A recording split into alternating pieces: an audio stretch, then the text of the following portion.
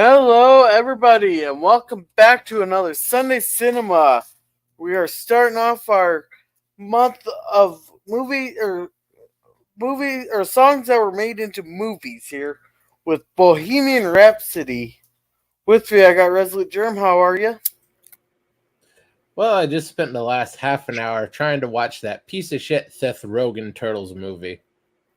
I've thrown up twice. This thing is so visually insulting to me. So, no matter how bad this is, it's going to be an upgrade. So, is it worse than Velma? Velma didn't look this bad. This movie is insulting to my eyes. It's CG made to look like it's drawn claymation. So, it's writing at least halfway decent? Well, Splinter is for being voiced by a 100% Chinese man, he looks and sounds like a very stereotypical Upper East Side New York Jew. Oh, shit. So it sounds like it's worse than Velma. I'd have to say so, yeah.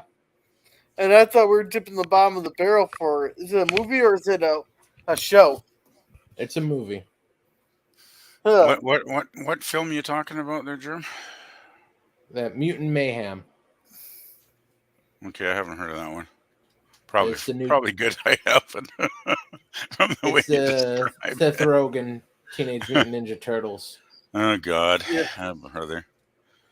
Yeah, I never watched Velma either because I heard enough bad things about it to avoid it. But it's like, when they scrape the bottom of the barrel, they just keep scraping until they go through the bottom of the barrel, and then they start digging even deeper, right? So. Oh, don't worry, PvP. We're scraping the bottom of the barrel next week.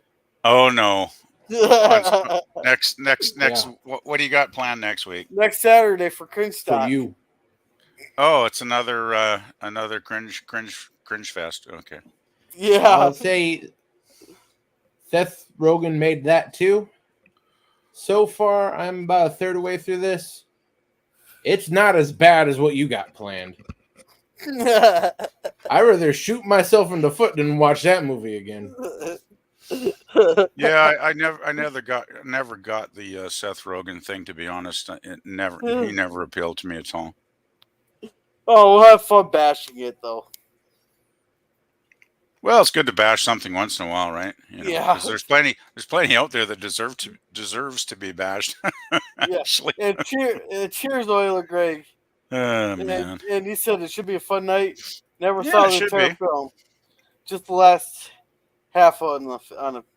Yeah, I remember I put Movie Channel on one time and it was like the last 40 minutes of it, so I watched it and I thought, well, it was I guess I shouldn't spoil it, but I never did get around to watching the first half. Let's just put it that way. Yeah, there's more of it than I watched. Yeah, it was pretty popular when it came out. I remember it got a lot of good reviews, and didn't the guy playing Freddy didn't he win an Academy Award or some damn thing? I don't know. Seemed like a very popular film in its day. This was always on the list for watching, but I never got around to it. Yeah, well, I took it off my list when I started hearing either the band themselves or people associated with the band saying really bad stuff about it. Yeah, I think the remaining band, the three still living band members, kind of panned it, if I remember, what I read somewhere like years ago. So yeah, it seemed to do well, with a lot of people in the theaters. I think it made decent box office, but yeah, I kind of think I'm with the band. It's like, well, I was a huge Queen fan in the 70s. Like back in the 70s, if you were a teenager, you were pretty much buying every Queen album that came out every few years, right? Because they were one of the top bands back in the day. And their 70s stuff is actually really, really good. If you ever want to check those albums out, guys, it's really good. And then in the 80s, they changed their sound, I guess to try and stay, I don't know, hip or whatever the hell term you want to use. And to me, their 80s contract with Highlander. Yeah, well, actually, I like the Highlander stuff. Like, the Universe, the Universe song is great, but their 80s stuff for me is hit and miss. Some of it's really good, and some of it's just crap as far as I'm concerned. So, to me, Queen definitely went downhill in the 80s. Personally, as a fan, that's what I think anyway. But people's mileage may vary, right? So, whatever. But their Alrighty. 70s stuff is the stuff to, if you really want to get into Queen, concentrate on the 70s albums because they're all pretty much solid records, really. So anyway, I'll shut up now and let anybody else talk. Sorry, girl. Alright. Oh, great. If you click on the Cosby link, you can watch along with us here. We got. Yeah. Yeah, Gorilla put the links in the chat there, so come and join us, anybody, if you want to. Alrighty. Let's More go the ahead and merrier. hit. Let's go ahead and hit play because we have like a few minutes of credits. This is what, like a 2 hour movie, kind of roughly. 2 hours, 14 minutes, and 37 seconds. Holy shit, it's longer than I remembered. Yeah. Oh well, that's cool. Let's see if I can hear anything. I can't. I'm not hearing anything at the moment. I'm not hearing anything. Well, I'm seeing something. I'm seeing a close up of a face, which I assume is supposed to be Freddy, but it's not moving. You got it on pause, perhaps. It's. Oh, I there's hear some coughing. I hear the coughing now. I'm not hearing anything. Oh. So far, there's not a lot to hear, to be honest. Oh, now I'm hearing some piano. You hearing that, Gorilla? No. Oh, weird. Sounds okay on my end, but I'm have you got your something muted on your computer, perhaps? No, because I can hear you guys. That's really weird. I'm gonna stop the sharing, and I'm gonna refresh it here. Yeah, I could hear the movie starting to play there. It seemed to be pretty much okay. At least on my computer here. Yeah, there we go. I restarted my computer. I must have had to just refresh it. I'm not seeing anything now except your watch room. Yep, yep, I got it. Go. I'm not seeing the movie at all, so I don't know. There we Oh, go. there we go. Now I can hear. Okay, I'm seeing the 20th century logo coming on, kinda, and then I'm getting this Wait, spinny no, I wheel. can't hear it. I can hear it. You can't hear it? There we go. That.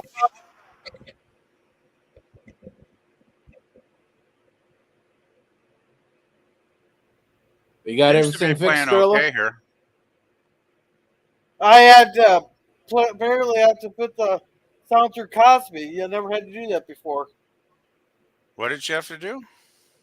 I just had to unmute Cosby.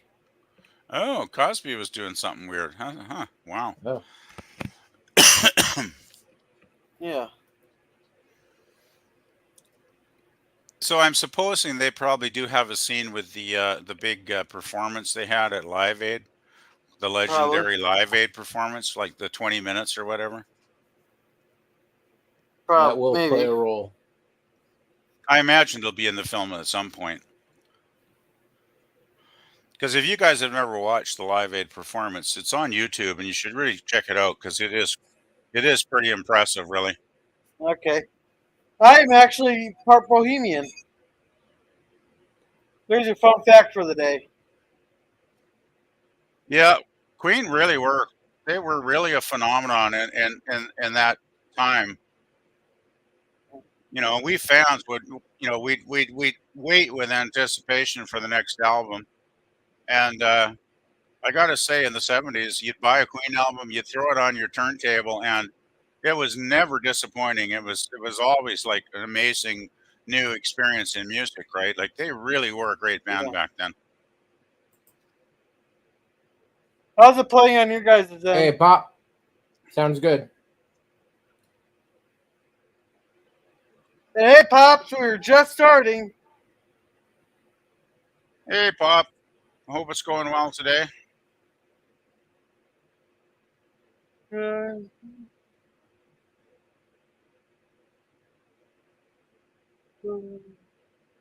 Oh, I remember this song. what song is this by Queen? This is off of their Day at the Races album. The song is called "Somebody to Love."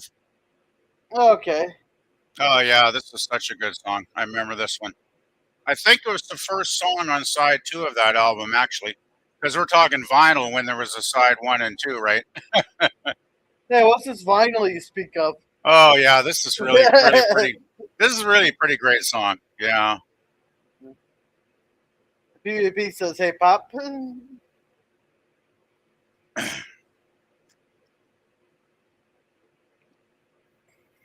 I love the way Queen would layer their vocals like here, and they would build up.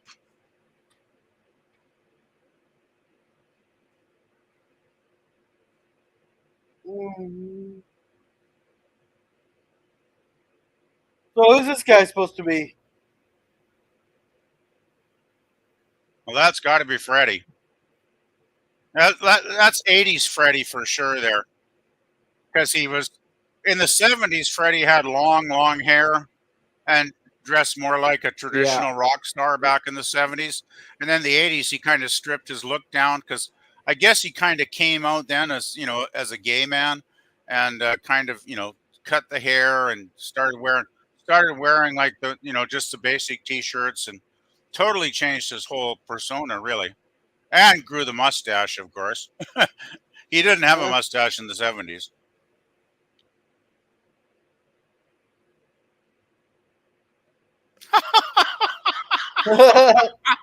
That's funny. Oh God. Wasn't a whole lot of Pakistani in the 70s. That didn't. We That did wasn't a have we did problem have for some. London and We until later. we had some Pakistani people moving into the valley in the '70s, actually, to be honest. And Yeah, I did hear that term back then. As racist as it may yeah. be, I did hear people calling people that. So yeah, But it's Yeah, very well, back accurate. then, it is a huge problem in London now. But in 1970, not very much. Oh yeah, well, I'm sure. I mean, we only had East Indian people moving into the valley here, like around maybe the early to mid '70s. So yeah, but that would have been around this time, I guess, in the early '70s yeah, in London. So yeah. yeah, But I people in the think it's '70s didn't give a shit about what you called them. They well, could take, they could take I don't the know. insults. Yeah, I mean, there's always racial, slurs. I mean, you could live in anywhere in the world and you're going to hear them, right? But Yeah, it wasn't a big deal here. Canada's a pretty laid back place even now. Like we got a lot more people of color, as they say, that have moved into the valley here in the last 10 years or so. But I don't know. I guess it's weird. Canadians just get along with each other. I don't know why we do, but I very rarely hear anybody raising shit with anybody. Actually, interesting though, I did yesterday when I went to buy some groceries. There was this guy in this grocery store that was kind of losing his mind, insulting people, which was really weird because that's very unusual to hear here in my part of the world. But he was kind of off his rocker, to yeah, be honest. People were telling him to like, settle down, man, like, calm yourself. But I yeah. don't know. I guess he was having a bad day or something. Hey, wait! I thought Indians weren't allowed to drink. It depends if you're Muslim, I guess. Hindi. I'm Yeah, sure he's not all Hindu. people from that region are Muslim. No, he'd be Hindu if he's Indian. He's supposed to be this is the young Freddie, I'm guessing, right? Yeah. Yeah. And that's how he had his hair when he was young. He had the long '70s hair like myself and all our friends. Everybody had long hair then, unless you were bald or something. Oh, that's Brian May. And I'm guessing the blonde dude is supposed to be Roger Taylor, the drummer. Brian May Maybe. and Roger Taylor. Yep, that's what I'm guessing they are. The people they are supposed to be.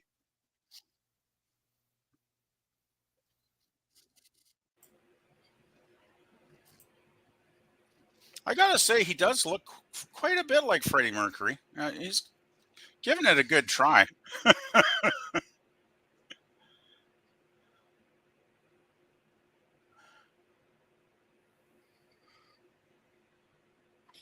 That's how creepy he's looking her up and down like that with Actually, that look.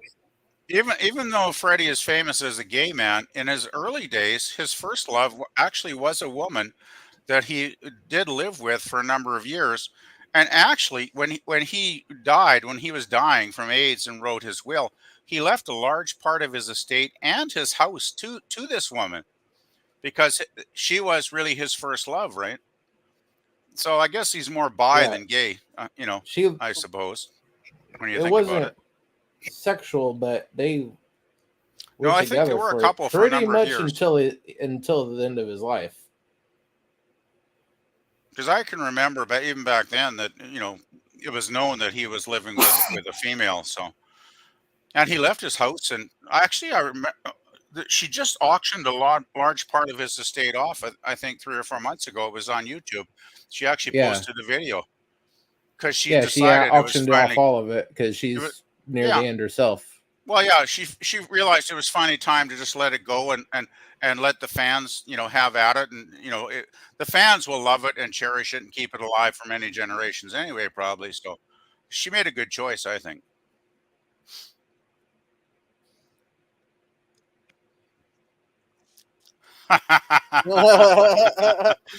Oh yeah, Freddie's famous teeth. He did have quite a set of chompers.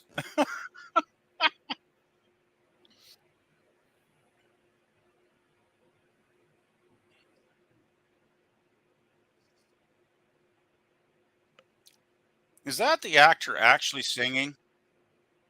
Because if it is, I'm With impressed. a great deal of digital help. Yes. I would guess, yeah. But that sounded pretty good.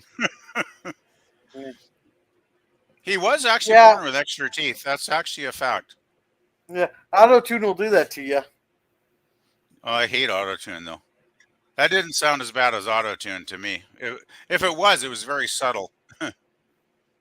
Because when I hear excessive autotune, I just turn it off immediately. I can't listen to it. Yeah. What's Biba? Is that supposed to be like a department store? What? Which? What? Biba. Biba? That's what it said on the building. Okay, I'm not familiar with that. Must be a British thing. Yeah.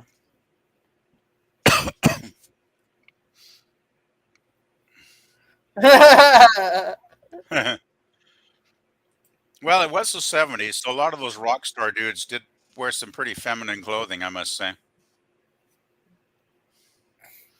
Well, that's I remember Freddie. Freddie was in some pretty extreme outfits. Anyway, sorry, girl. well, that's Go because ahead. he's that's because he didn't want to be one of those maybe he is, maybe he isn't. He wanted to make sure everybody knew. I think Freddie, for us fans in the '70s, he was kind of like, on the fence, so to speak, right, with his look. He definitely had a feminine appearance, but he was still masculine enough not to alienate, the male fans of the band. Because myself and all my friends love Queen, and Hmm. so the whole sexuality thing did not turn any of us off. It was the music we cared about, right? And Freddie was such a strange guy. He was very interesting, let's put it this way. So you couldn't help when you saw him like on a TV, performance, which we didn't get many back then. Don't forget, we Yeah. had no internet, and it was very hard to find out about your favorite rock stars back Yeah. then. You either Why does buy a he look? Yeah. magazine or Yeah. Why does he watch the look like a occasional. crack addict? He looks like a It's the crack addict. 70s. That's why he looks that way. I It think was the Freddie always kind of 70s. looked that way, to be honest, though. I think it was just the way he looked. I don't That's think the way Freddie was. most people looked in the 70s. Well, I don't think Freddie was ever really big into the drug scene or anything. I don't think any of them were, Yeah. which is probably Yeah, why but they he were looks such like a he's good on. band. Oh no! Yeah, that'll shut him up. Just get the music going. Let the music do the talking. That's what I say.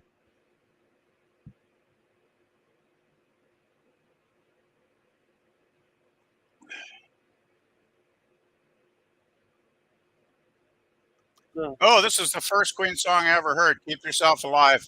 This is the very first song on their very first album. Good tune. Yeah, there you go. Break the microphone. There we go. Yeah. Freddie was also well known for taking half of the mic stand like that. Kind of became a trademark of his. Well, This is a that's great because it song. doesn't work right.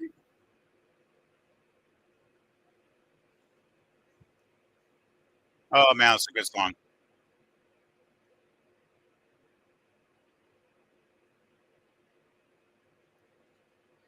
Apparently, did the wrong lyrics.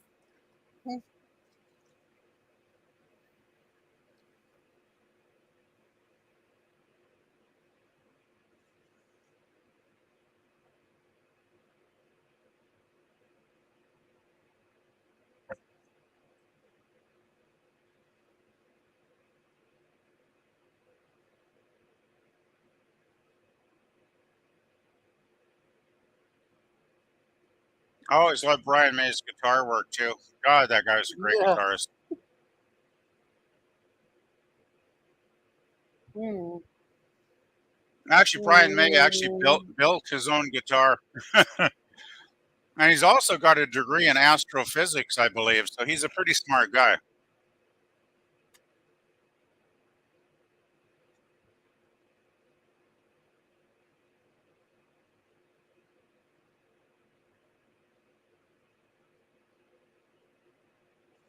He's on the wrong side of the road.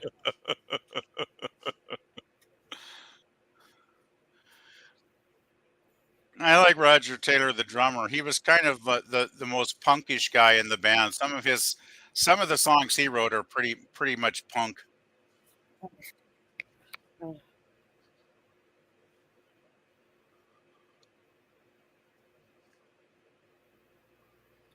Or go rob a bank. I have to say the actors have done the actors. It's a pretty good recreation of the look of the band members here. I must admit.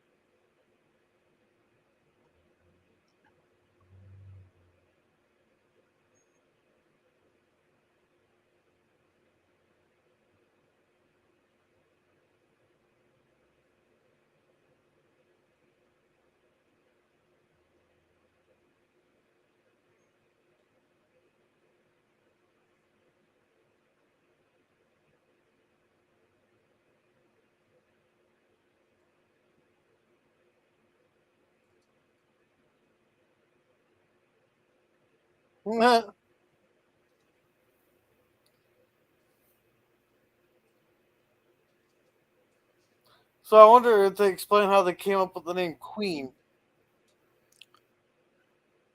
Actually, I've never really thought about that, but it is a great name for a band. It's one of those. You know what I like about band names in the '70s? They come up with some fairly simple names, but they just work. You know, Yeah. it probably had something to do. Well, of course, them being Brits, it probably had something to do with the monarchy. I'm guessing, and perhaps with Freddie's sexuality too, right? So I could see both of those things in play. Of course, their most famous song we're hearing the beginnings of here. Yeah.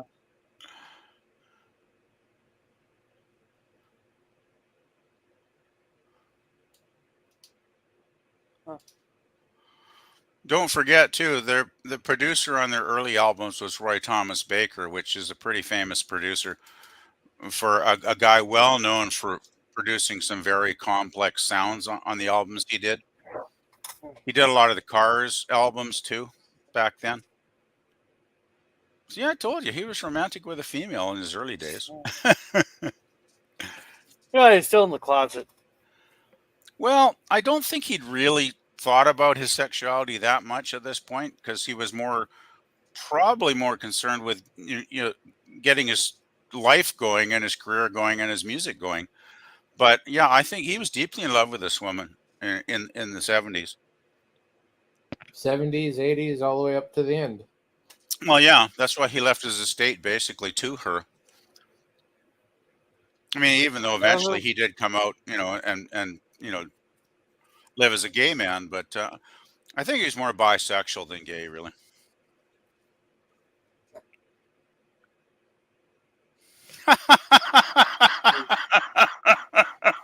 Just the tip. Just the tip. That was pretty funny. Oh my.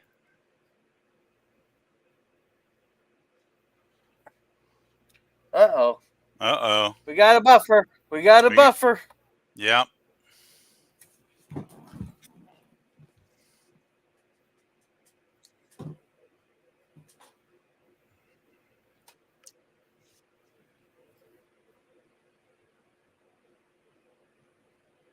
Oh, yeah, Bears.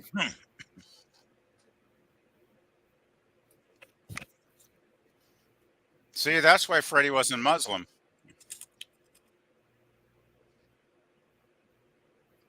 That's why Freddie would, he'd drink a beer. In fact, in the Live Aid performance, I think he does drink a beer during that performance, actually. Yeah.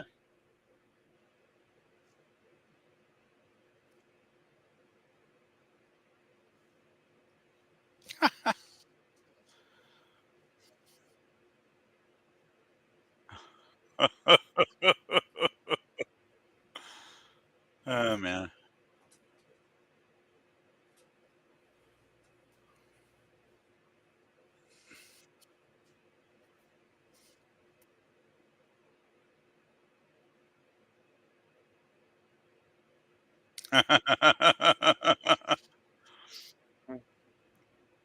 conservative conservative father.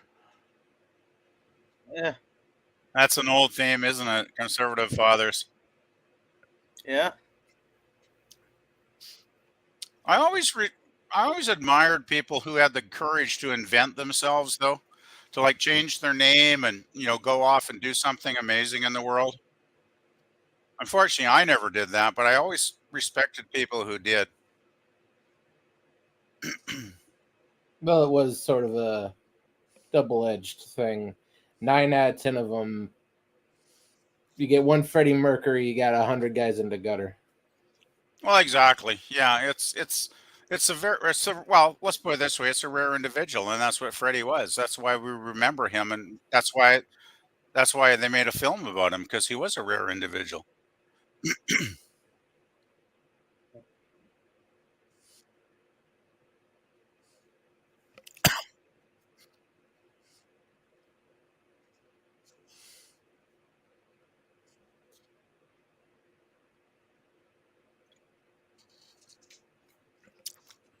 Well, what are you saying now, pops? Not much. Yeah, suck on that, Pop. Suck on that. Oh, if your gator's not going off with that top, then I don't know what is. Uh,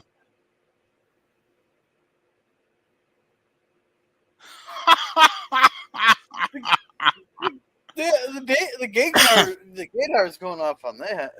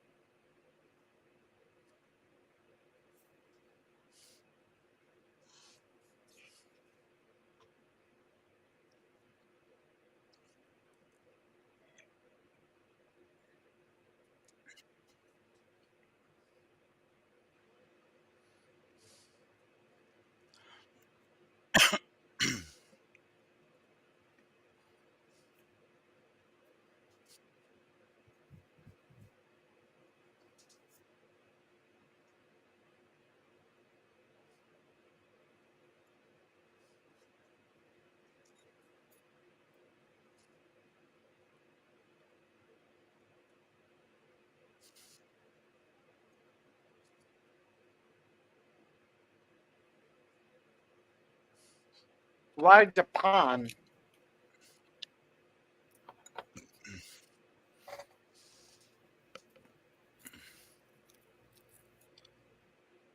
Because at the time, the Japanese ate that stuff up. You think America was crazy for British music in the 70s and 80s? Japan was the same, but they took it to the normal Japanese levels of extremity. Oh yeah, British music was huge in Canada too. We just devoured British music like Queen, David Bowie, T Rex, all that stuff. It was all Yeah, popular but here.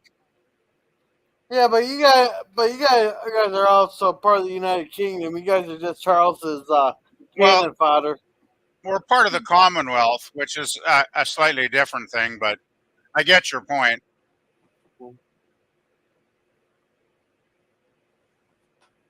Oh God, I love Brian May's I guitar is so guarantee good. you this wasn't popular in Quebec.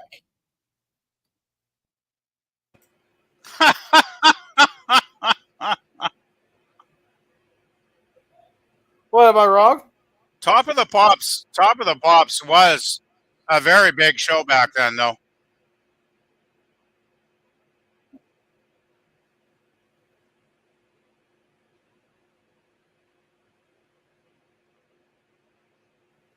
Great song. That song was Killer Queen, by the way, was that off their third album. Their third album, Sheer Heart Attack, was actually a pretty amazing record.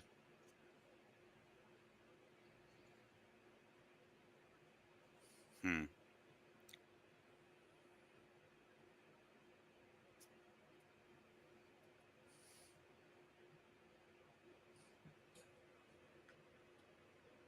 Or either he I'm has to not cut sure his if it's hair the or grow a beard because he's looking like another woman. Like we're gonna have like some kind of lesbo scene. Well, I Freddie don't was know if quite. it's the caps, but his voice sounds very unnatural. Hmm.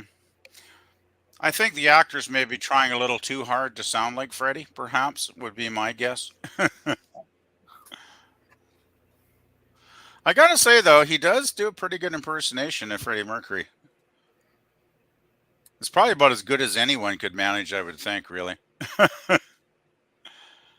Freddie always did have kind of that feminine look back in the 70s, though, I got to admit. I guess maybe it's the long hair as well.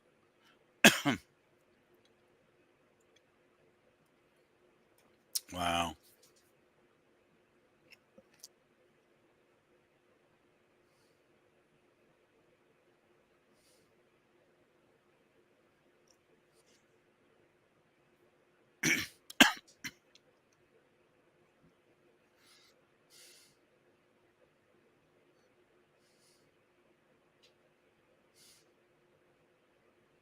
Oh, I thought she was just a roadie. No, that's the same girl from all throughout. No, he did have a very deep relationship with his first love, and why he left his estate to her and his house and everything, of course. I think she was the love of his life, really, even though he was, identified as a gay man in his later years. I think she really was his one lifelong true love. Yeah. Oh, I'll talk about bad timing. Hey, at least she wasn't in mid thrust. Well, that's true. It could have been worse. Still, this isn't an X-rated film, so I guess that's only in our imaginations. Yeah.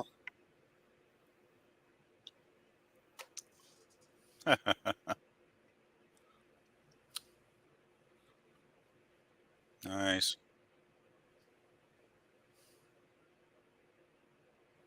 Huh. Yeah, they did tour America in the early '70s. I think they actually toured with Mott the Hoople. If you guys remember that band at all, because I think they might have been the opening band for Mott the Hoople back then. Uh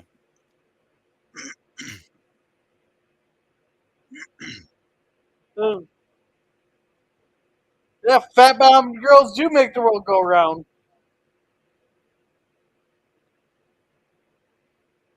At least he got one song.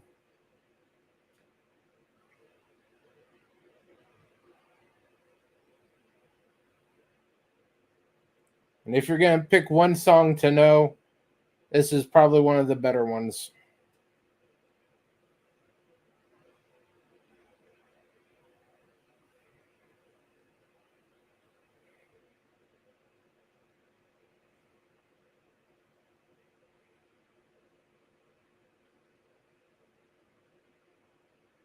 I have to say,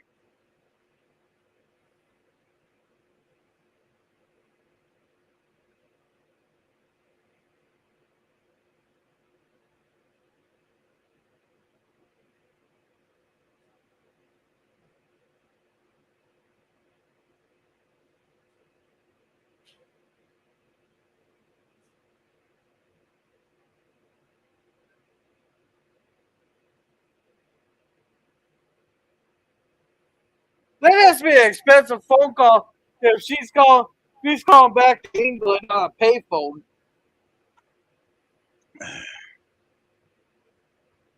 I think that's just for show. He would have had a real phone.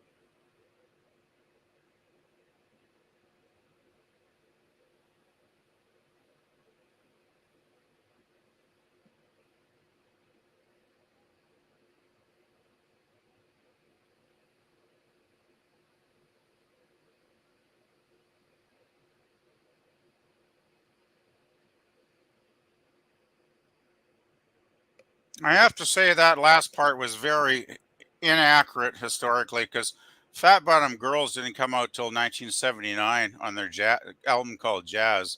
And this would have been like 73, 74, their first tour. So that song did not exist back then. So that's very inaccurate historically.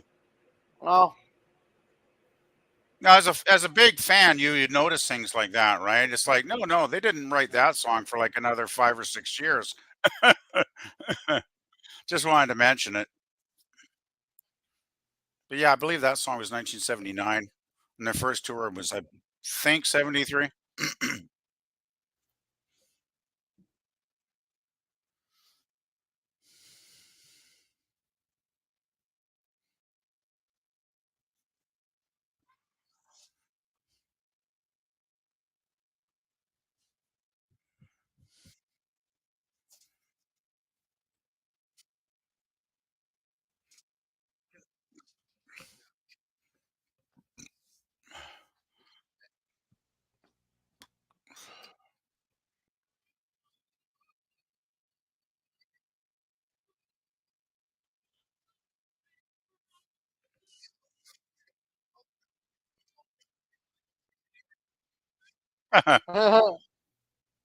Yeah, there always was a bit of an opera influence, I think, in Freddie's mind when I listen to some of the songs. I'm not a big opera fan by any means, but I can understand that it has a certain dynamic when fused into good rock and roll, it can be quite powerful. And of course, it was in the case of Queen. yeah.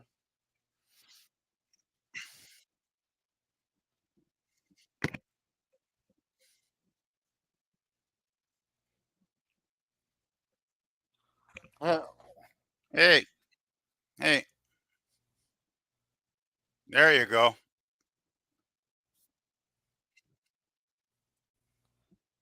It was a huge album.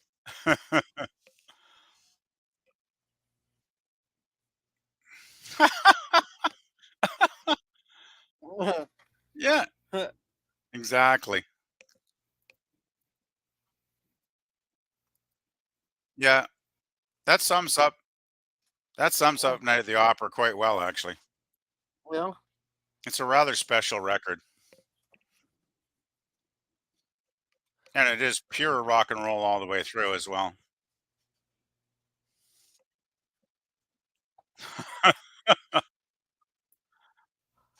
Uh-oh. It's the swirly thing of death again. Yeah, I'll come back here in a Oh, second. shit. Yeah. I had Oh, to son of restart a- my computer. I think that's part of the problem tonight. Sometimes the internet does act up. Well, I restarted Night of the the whole Opera, computer. Night of the Opera, some great album though. If you guys have never listened to it, listen to it all the way through. It is really great. Huh?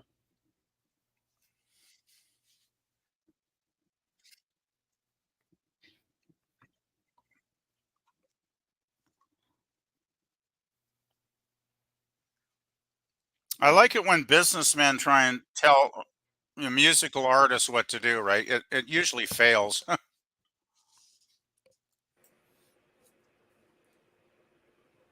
Uh, Sometimes it turns out their biggest records. So Well, my the Black favorite. Album may not have been Metallica's best album, but it sure as hell was their best selling album ever. Yeah, exactly. Well, my favorite story about when record companies tell a band how to what to do with their career is my Canadian one of my Yeah. favorite Canadian bands, Yeah. Rush. Their first Oh, three albums didn't sell that well, right? So the record company was going to totally drop them, and they said if you guys don't deliver a bunch of really deliver radio friendly short songs, we'll drop you from the label. So Rush comes back with their fourth album, 2112, and the first song is 21 minutes long on side A. That's a look, 21 yeah, minute opus, right? A sci-fi masterpiece, and that was the album that made them. I mean, it was a huge seller. It made the band, and the record company never bothered them again after that. yeah. And it's All right, basically Rush giving the middle finger to the record company, which I love. yeah. Now we're up to 75 here. I don't know what year. That's around the time when Night of the Opera would have come out.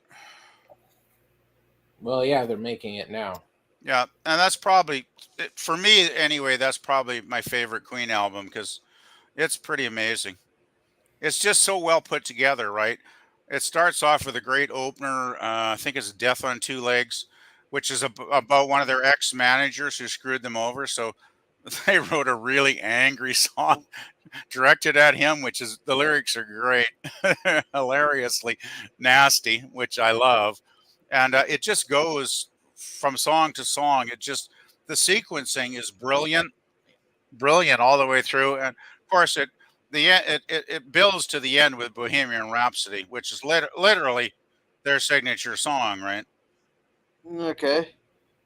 It's a great album. Seriously, if you've never listened to Night of the Opera, it's only like 40 minutes long. Put it on and listen because it is fantastic.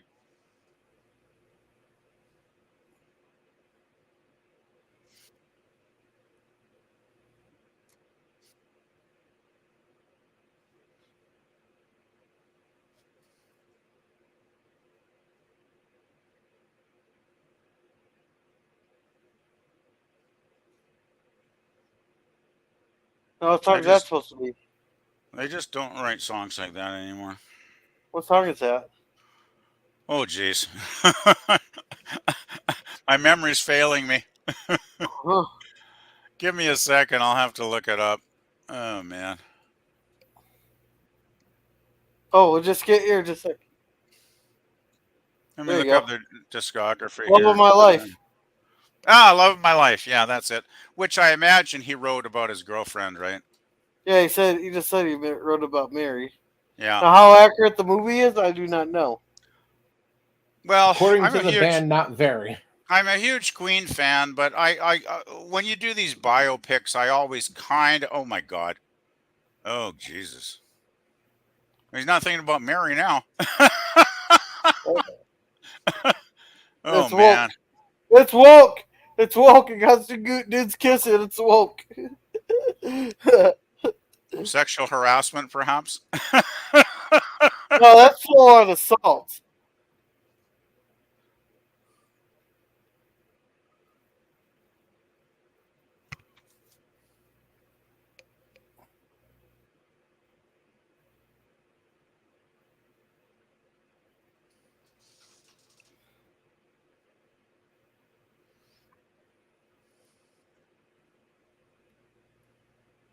Oh, he's gonna walk out. And they're gonna song about.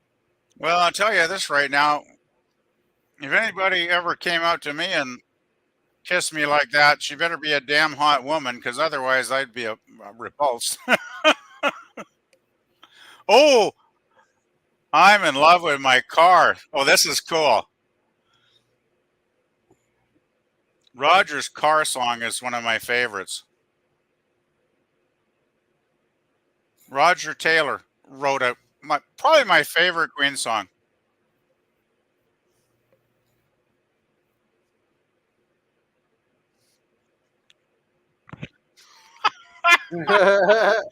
It's a great song. I'm in love with my car. It's one of my favorite all-time songs, actually. It's a great song because it's very punk. It comes in, I think, third song on the album, Night of the Opera, and wow, it's a barn burner song. That one, guitar just rips into it right from the start, and oh, it's a good song. Actually, Roger had to lock himself in the studio when they were recording in the studio. He locked himself in a cupboard and said, "I ain't coming out to play drums until you put my song on the single." Well, And after a while, Freddie did. He put it on the B side of their single, right? Which I find hilarious. It's a fabulous song, though. Oh my God, it's such a good song. It's very punk. It's very angry guitar, and Roger sings it too. Because occasionally the other band members would sing one of the tracks, right? Not just Freddie. Anyway, sorry for yapping so much again. no, you're fine.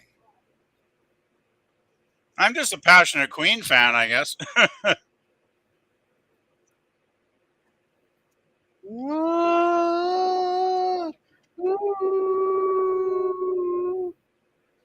I wanna die.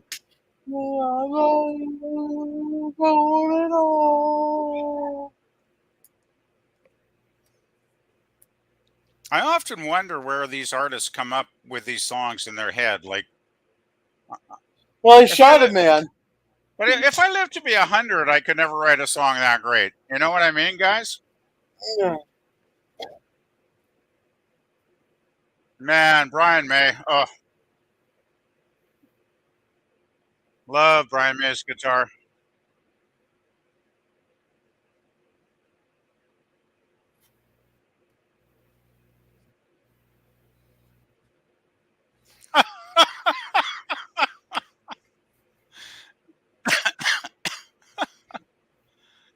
Oh boy.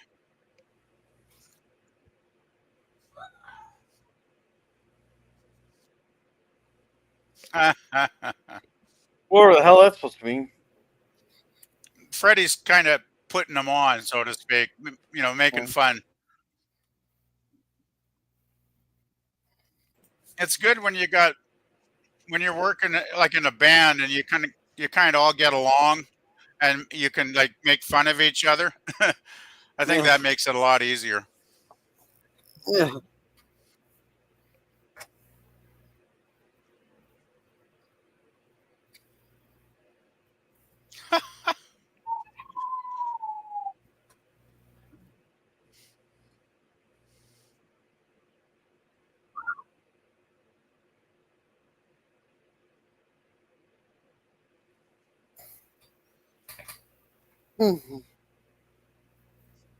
Oh, what the hell? Dude, I thought the bloody rooster was singing it for a second there. Yeah.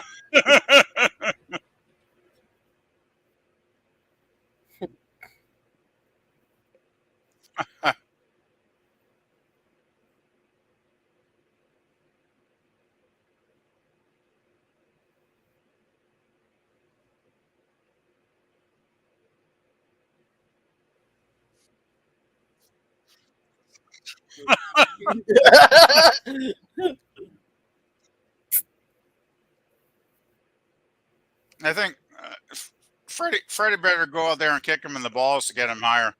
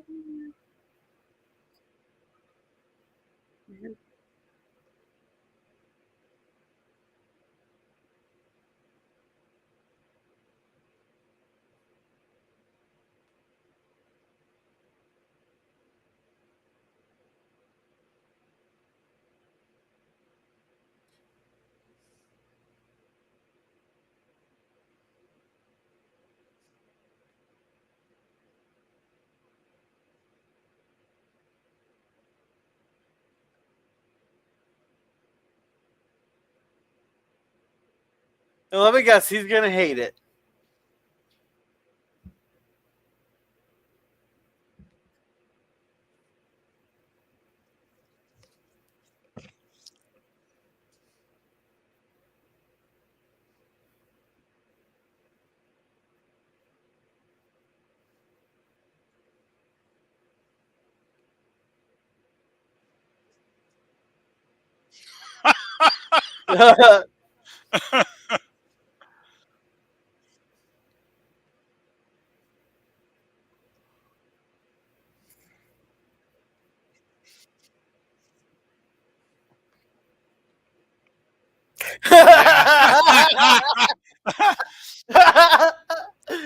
That's a good one.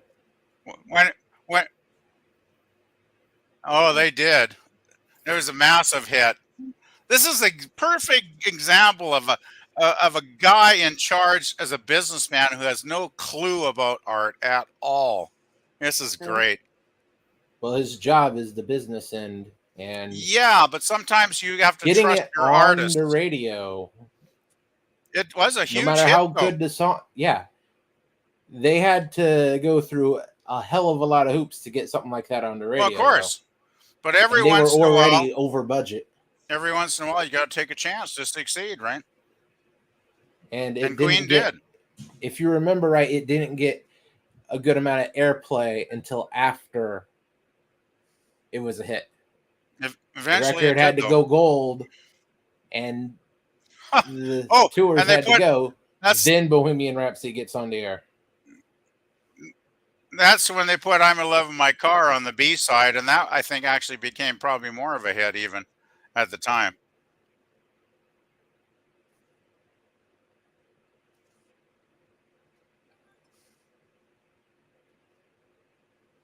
Well, then get the fuck out. That's right. That's right. You stick up. Well, it's like when Rush did 2112. They were like, "Fuck you. We're going to do what we want to do as artists.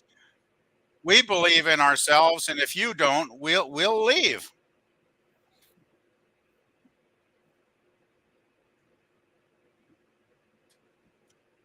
Fuck, this guy's arrogant as hell. I want to kick this guy right in the nuts right now. I gotta say. Well, to be fair, he just shilled out $5 million for what has literally he made it all back. He made it all back. So what's he bitching about? He will make it all back. At this point, he hasn't made a freaking cent. They just spent more money than they've ever earned him to get one record. I'm not going to argue.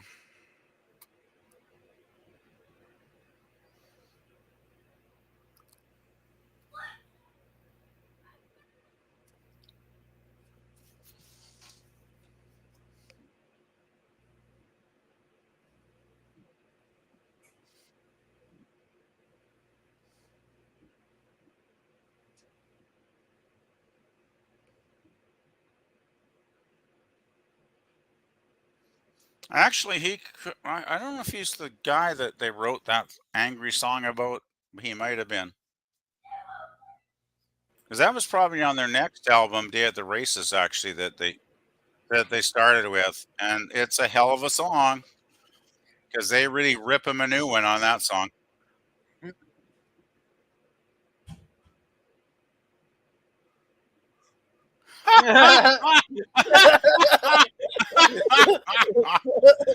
The guy's a prize tool, I gotta say.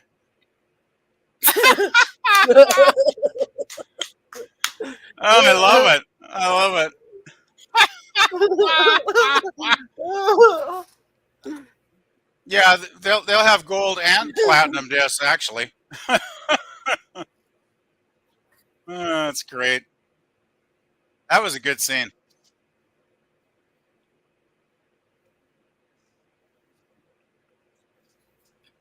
I thought my gator was going off with Freddy.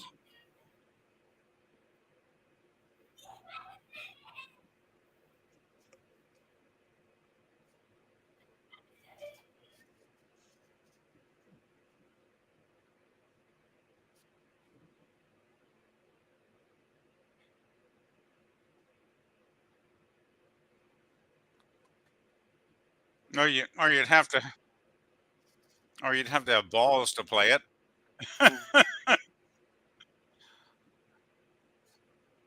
Yay.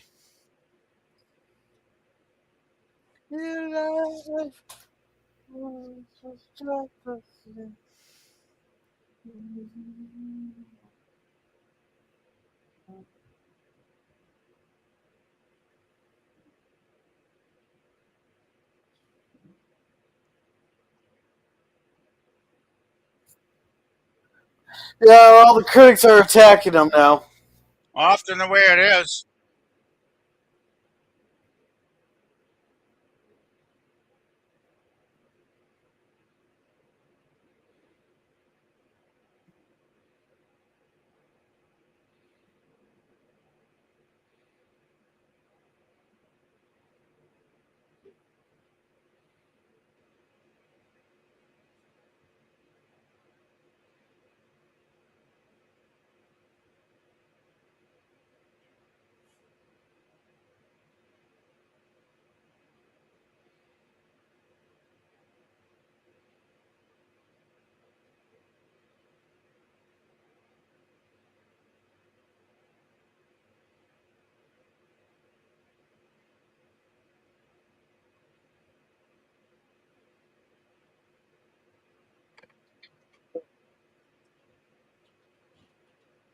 Yeah, this is back when the bands actually played their own songs.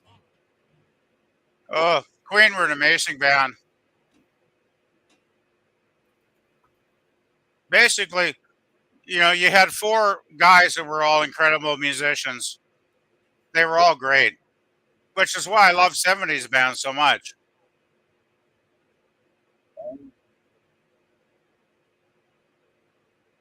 Oh, yeah, here's another good one. Oh, this is off an early album.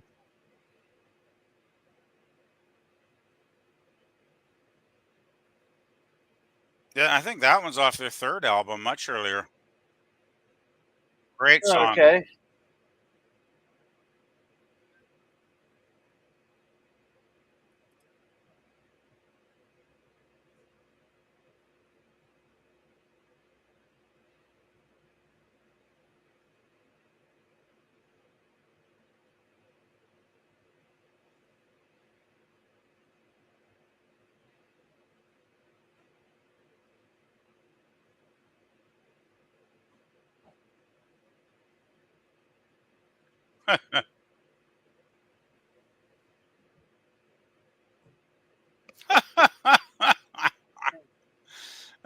He wants to talk to his cat. I love it.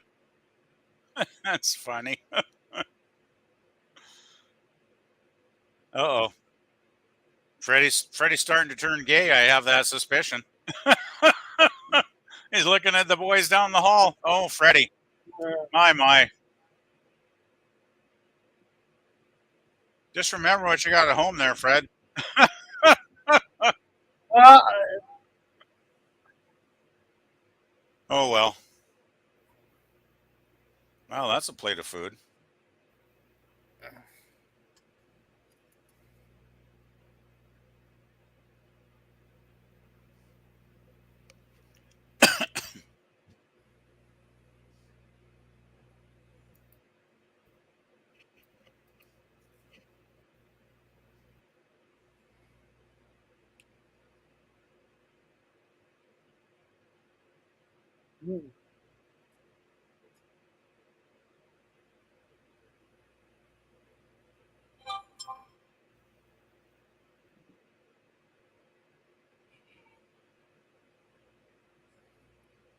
Who? That was in the Soviet Union, wasn't it? Metallica. What? That had the largest crowd ever. Was in that the Soviet Union? Was that Kiss or Metallica? That depends on what time it was. We gotta be like 75, 76 here. Metallica wasn't around in '76, so that wouldn't have been them. Metallica wasn't around until '82.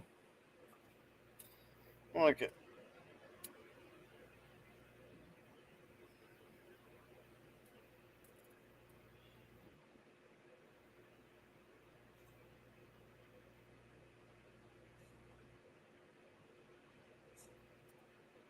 I wasn't Woodstock.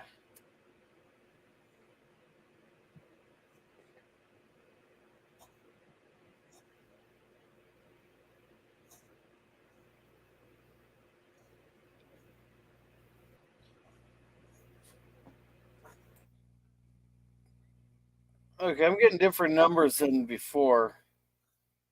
Oh, it was Metallica in 1991 that had the 1.3, but that's not even the biggest. The largest concert was 3.54 million people, and that was Rod Stewart's in 1984. Or was it the 94 in Copacabana Beach?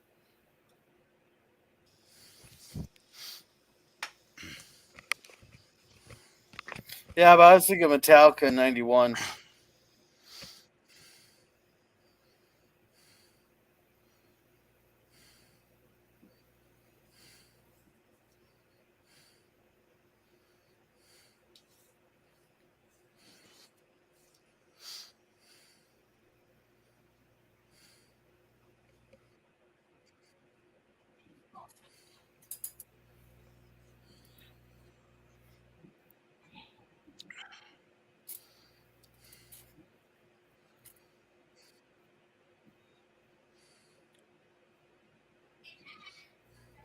Uh,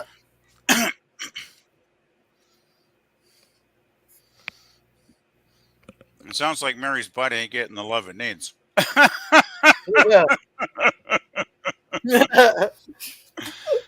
Poor Mary. I feel sorry for Mary, actually. She always did yeah. seem like a really great lady from everything I've ever read about her. Like, I think she was very loyal and faithful to Freddie always. Well, she put up with him. Very sad.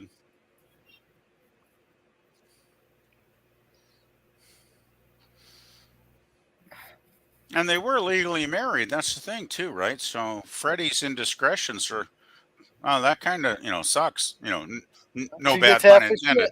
shit. But seriously, that's a real betrayal, is it not? When you wed someone, you make an oath, right? And when you break it, well, I think it sucks anyway. Pops is asking how you guys like the movie so far. Oh, I'm loving it. It's actually better than I thought it would be, to be honest. Yeah. Because I So Well, saw far. the yeah. I only It's not groundbreaking. It's middle of the road. well, it's not like meant to blow you away. It's meant to be a biopic of a band, right? And I think as a No, biopic, Freddy. It's a biopic of Freddy. The well, other guys are barely in it so far. no, the other guy. Well, that's probably why they didn't like the film, Yeah. because they probably didn't get a big enough part, eh? But generally, biopics are kind of like hit and miss, and I think this one's decent. I'm not saying I don't think it's a classic or anything, but I think it's okay. I think it's a decent film. I'd probably give it like a C plus or something at this point. Oh, I'm really liking it here. It's a good film. I don't find any serious. Hey, and I'm a big Queen fan too. So for me to say that, it's like got to be doing something right. So well, we have the spinning circle of death again.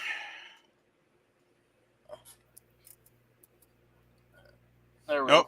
go. There we go. Yeah. Hey, Holy kitties. crap, we're not even an hour in? Yeah, Yeah, that's shit. one. Now Now we're We we're up should to now. be entering 1980. Act 3 by now. Yeah, we're 1980 now. Uh oh, we're getting to this. We're getting to. Yeah.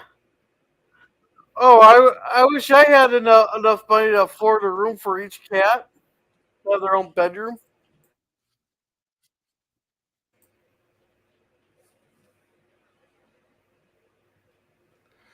I have to say, I don't know what year this is supposed to be, but it better 1980. be.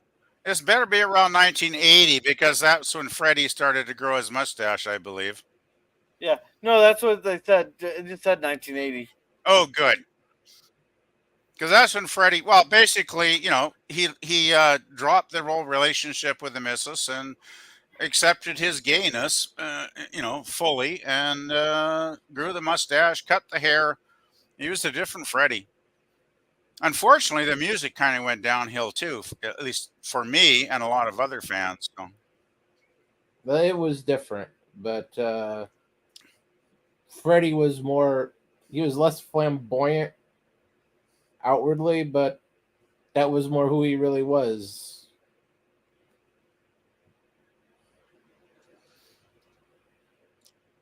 I just thought their music was more inconsistent in the 80s. They did produce some brilliant songs still. I'm not saying they didn't. Some of the stuff I love, but some of the stuff from the 80s, I just can't get into it really, to be honest. So, whereas their 70s stuff, I completely love just about everything they did. So, they were like two different bands, but some bands do that. You got your Peter Gabriel Genesis and your Phil Collins Genesis, right? They're like two different bands, basically.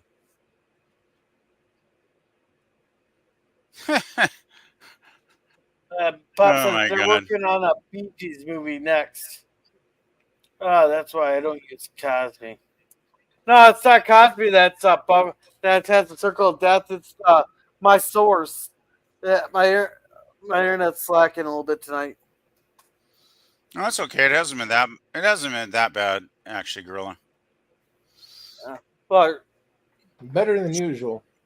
my Sure. computer completely crashed before the stream. So Well, I remember when you said there was technical difficulties in the chat, and you'd have to take a minute. So, yeah, Freddie's being a kind of a needy cunt here, isn't he? He's like, that's come over, Freddie. come over, have a drink, baby. You know, you're my ex-wife or whatever, but come over and have a drink and make me feel good. So she's like, no, What's with the pedo stashes in the 80s? what's that? What's with the pedo stashes in the 80s like that? I wait till the quiet part because I can't hear you. That's the trouble when they're talking; it's hard to hear. Yeah.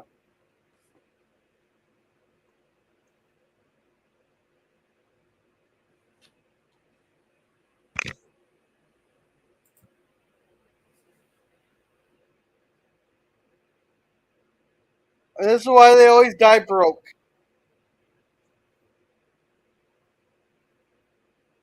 Actually, he still had quite a bit of money when he died.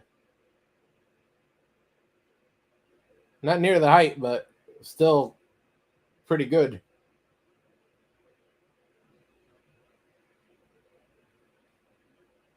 This the advantage of dying of AIDS in the early 90s. Was that Treatment what he didn't died from? linger in 91. It usually didn't linger long enough to suck your bank account dry. It's just you're coughing one day and then a few months later it's a funeral. Yeah, this is definitely '80s Queen with silly little thing called Love or whatever the hell it's called. Because this was a massive hit, but I never liked that song, to be honest. Never cared about it. That song always felt like that song always felt like a lightweight throwaway tune to me.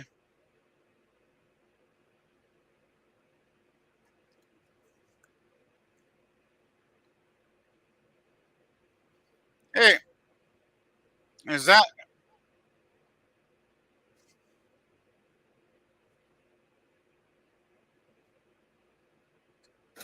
Oh, well, we see the band is the seams are starting to show here. Yeah, careful, Freddie.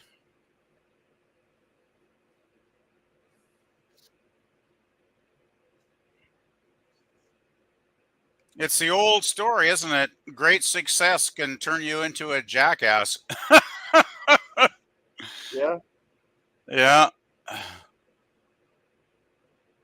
Maybe you want to reel it back in a Yeah, bit there, you Fred. ever saw them jizzing all their cups?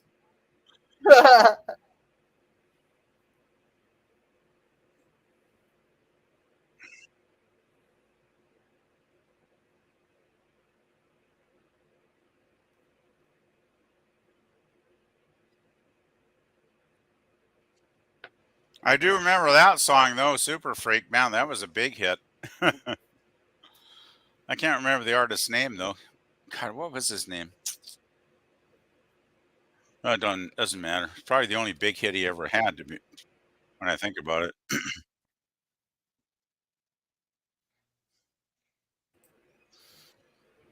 Oh Jesus, Freddie. Really?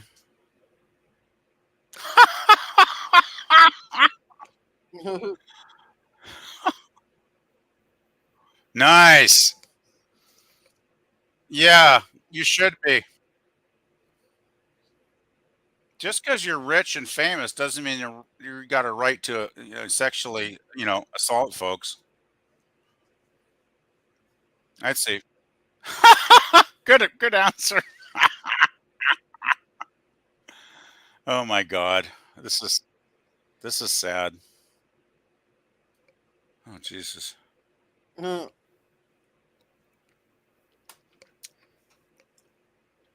man, this is painting a Oh very sad. shoot! Oh, oh shit. Sorry. No worries.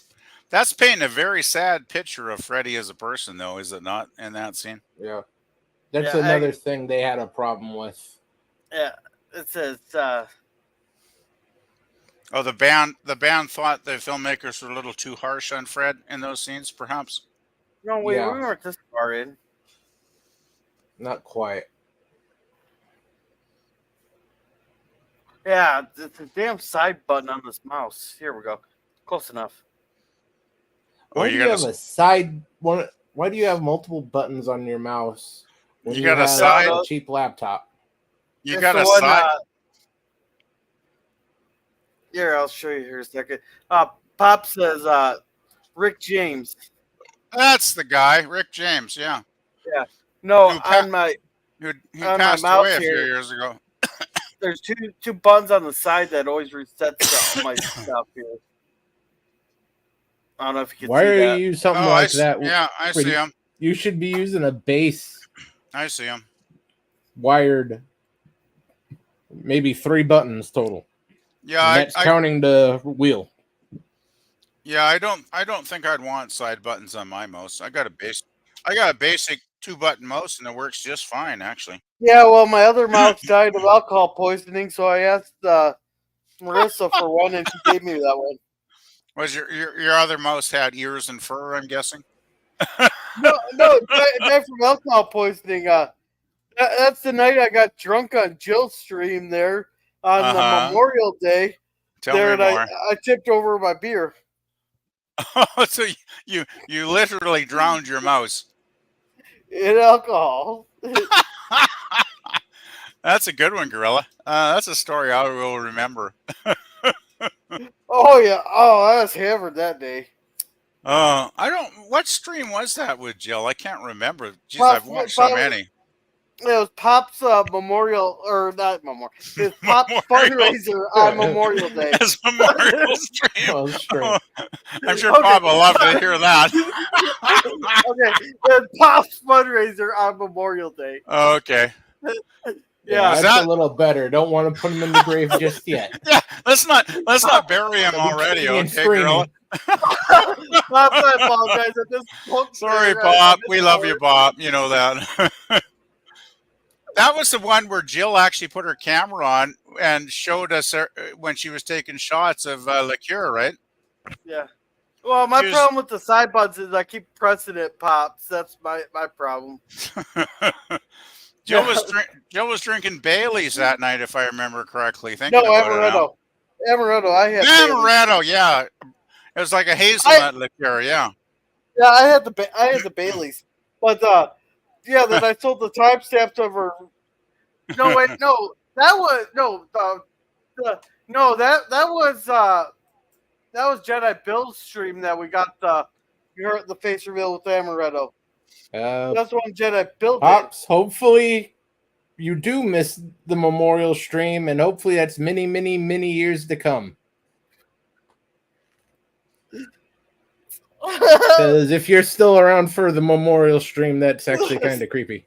No, Pop, I accidentally missed a word when I was trying to say your fundraiser on Memorial Day. No, but no, that's Jedi Bills because I remember the next day on Jill stream, I was selling the timestamps of the face reveal there. They're the bird bought one. Okay, here is another. Okay, Yeah. If you unless laughing, Papa, this you're is still with us. this is another. I gotta say, as a Queen fan, this is pissing me off because this is not right. Well, they're still to make it. No, Who this was this song. This song came out on News of the World around 1978, when Freddie still had long hair. It was like "We Will Rock You," great song, and then it goes into "We Are the Champions," another great song. But it's 1978. This is not 1980, so they're screwing up here. Historically, they are mixing this up bad. And as a big fan, this is the kind of little details that piss you off, right? It's like, no. It's like the Beatles weren't making hit records in the 80s. They folded in the 1970, guys. Come on, get it right. Damn. Time the 80s came along, their lead singer was good and dead. I'm getting this. This is not right though.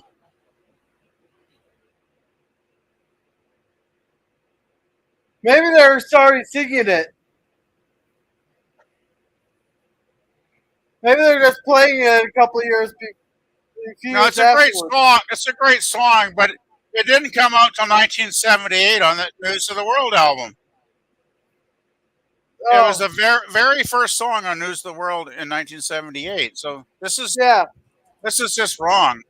But they're playing a concert, so maybe it's a couple years after. Maybe.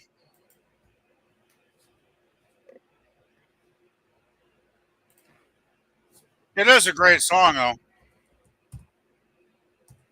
We will rock you. We will rock you.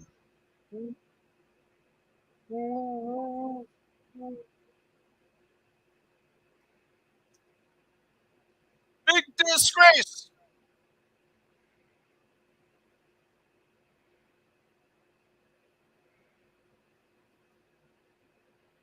We will rock you. Ah, yeah.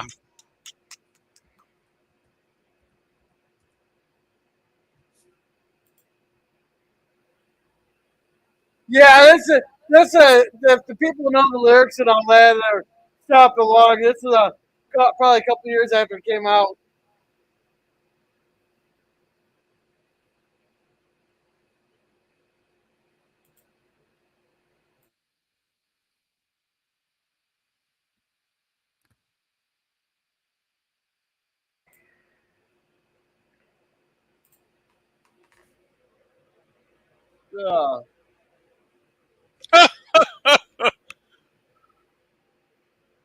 Hey-oh. Oh, this is good stuff.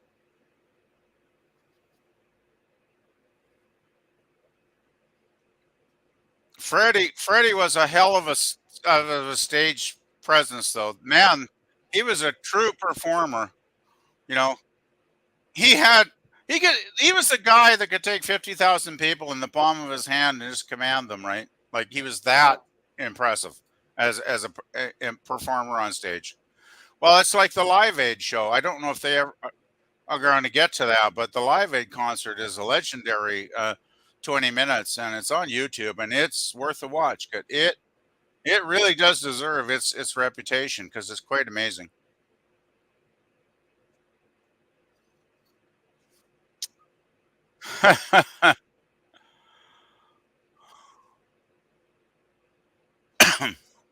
Is that the gal that he was hooking up with like Yeah, a that's decade Mary, ago? I believe. Yeah, but she's moved on.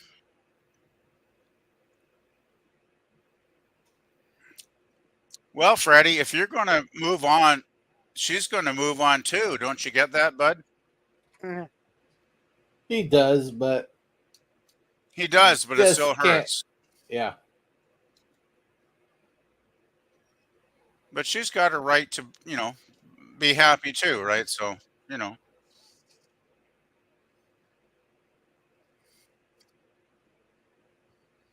Okay, Fred, go do your professional stuff. Well, we're seeing the price of fame here, right? Yeah. It screws up your personal life. I don't think the fame had too much to do with that. Well, I do think fortune and fame can definitely change your perspective on life. Because let's Yeah, but in face it, his case, it was the whole liking to sleep with men thing. well, I think that was a big part of it. I'm not going to argue with you, Germ, but I do think when you have a certain amount of money in the bank, you kind of like, uh, an average person living month to month is not going to maybe take as many chances and not going to throw people away like Freddie did.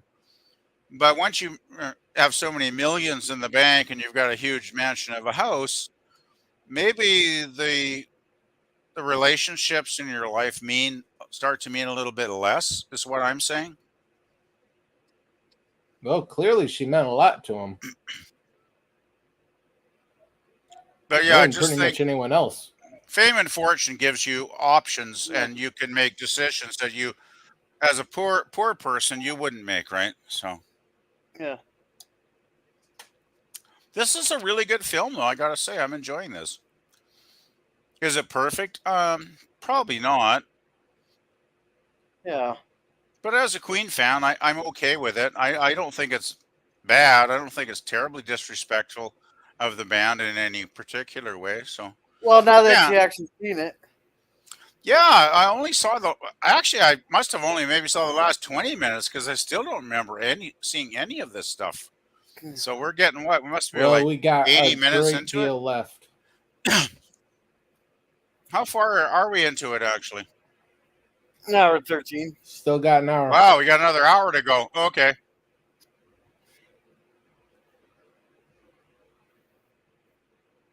Whoa.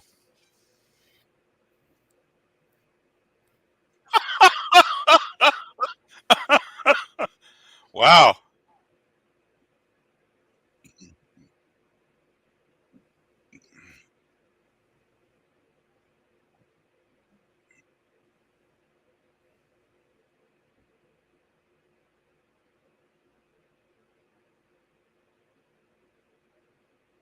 Uh, Hmm.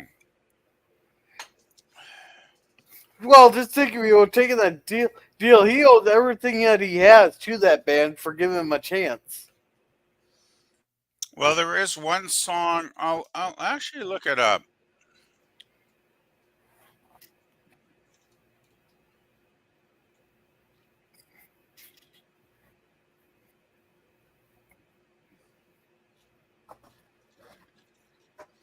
I actually think it was on Night of the Opera.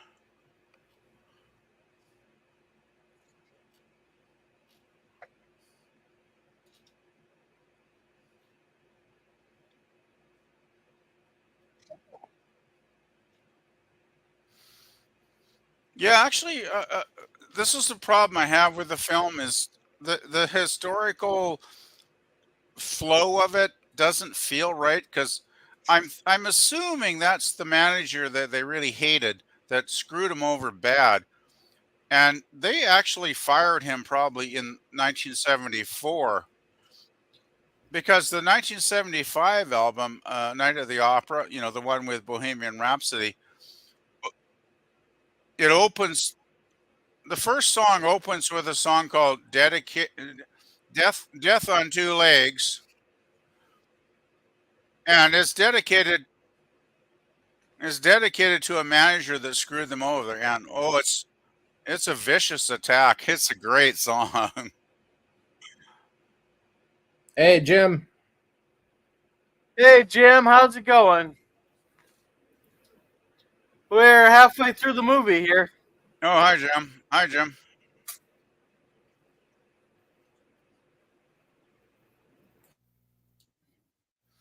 Yeah, Death on Two Legs is a song about the fallout with their original manager and Trident Studios owner Norman Sheffield, and they just rip him a new one in that song. It's actually quite brilliant. But that's 75, so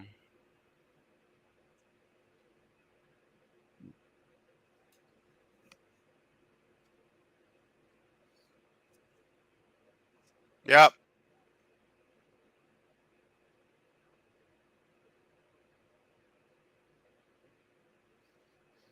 Yeah, to me, this is the point where Queen started to fall apart as a band. I stopped buying their albums after this one, actually, to be honest. I never bought another Queen album after 1980. That's a great riff, but still, it's a song I've heard so many times I never need to hear it again. That's the bass riff for Another One Bites the Dust, by the way, guys. Oh, that was Yeah. Queen?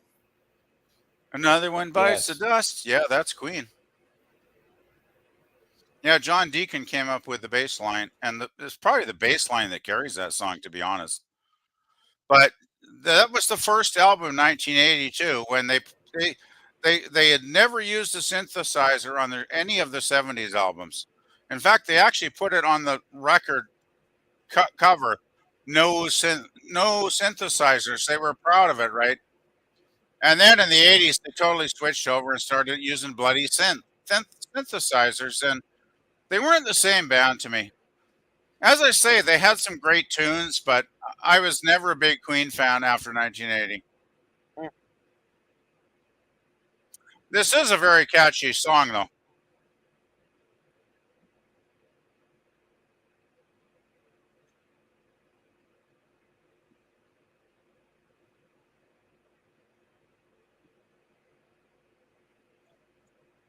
And they got the gay bar scene in the background.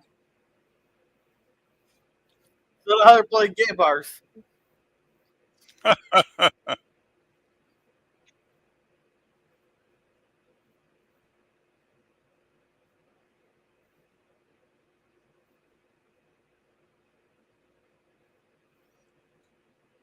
This really is one of those rare songs, though.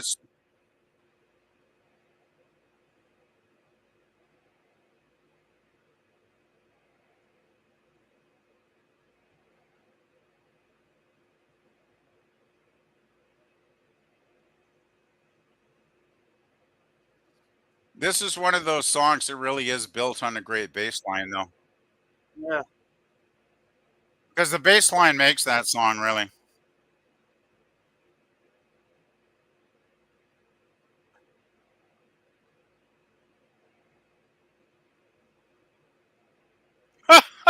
That sounds like a Trump answer. Yeah, Freddie's getting too big for his britches.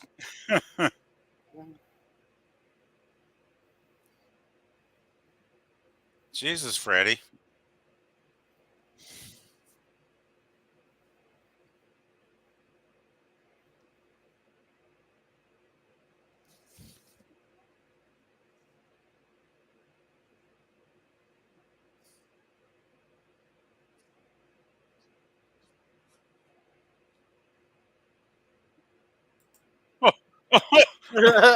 I'm guessing Roger wants Hey, to Lemon. punch him out at that point.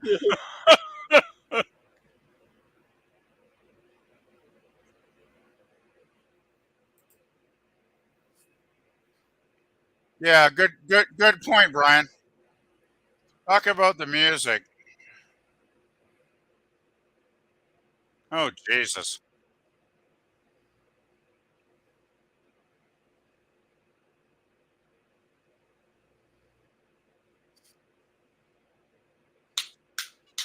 That's a good answer. Yeah. No, what the hell's this word Yeah, that's a stuff? very good answer. That must be the worst thing about being famous, though, guys, is all the idiot media morons that ask you these kind of stupid shit questions, right? I can see famous people just driven nuts by this crap. He'd be getting sued for sexual harassment for that. I would just tell her to fuck off, quite frankly. It's like none of your damn business.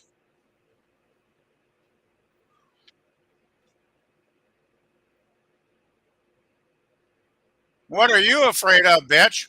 I'd like Freddie to ask her. The fans don't deserve anything.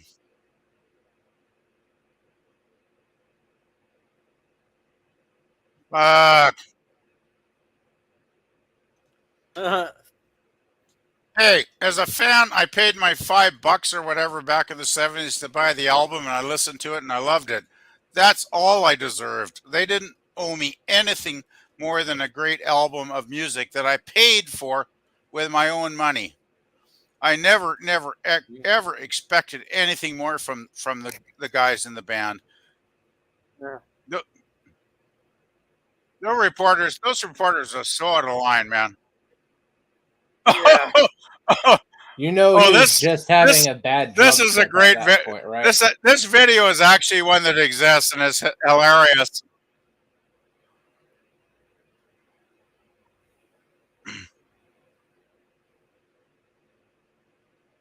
Yeah, this video is for the song "I Want to Be Free." It's on YouTube and it's very funny because the entire band is in drag in it and it's absolutely hilarious. Well, so it fit in for modern audiences, huh? Oh, but it was this Yep. came out like in the '80s, man. This is like an old video, and it's like I want to break free, and it's got Freddie, in drag. He's vacuuming for fuck's sakes. It's hilarious, and the rest of the band appears in drag. It's really funny. So it's 40 years ahead of its time. Exactly. It's worth a watch. It's good for a laugh. I'll tell you that right now. It's pretty funny. Hey, Scurvy there. Oh, and Jim says busy mowing. And Jim says Hey, his contract video. Cool. hey, lemon. Hey, Scurvy.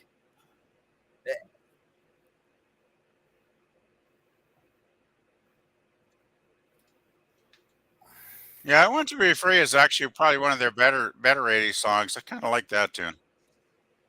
It's kind of more pop than rock, though. I would think.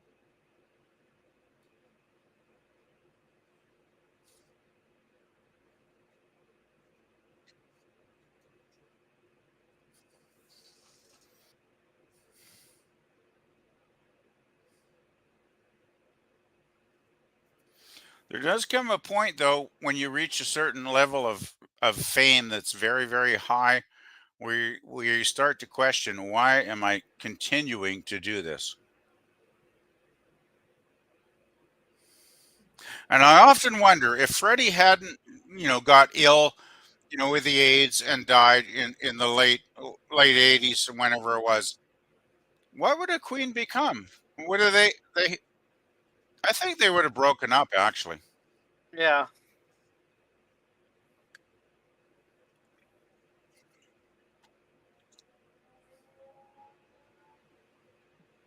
he did actually do a solo album.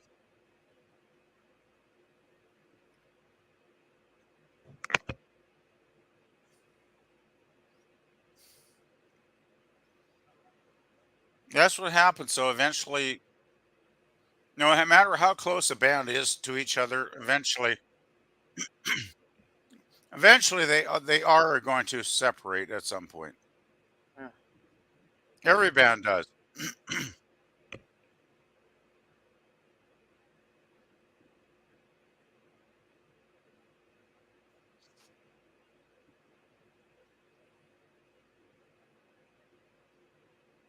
Yes, yes.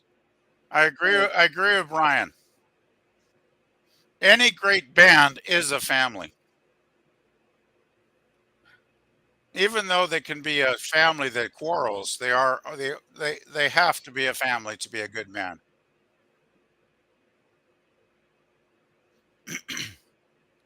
Ooh, we gave you a chance. Ooh, that got a cut deep.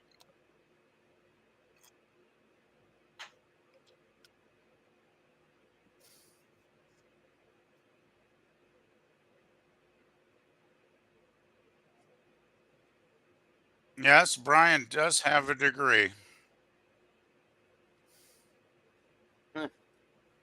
He's being kind of a dick. Oh, he's being a total bitch.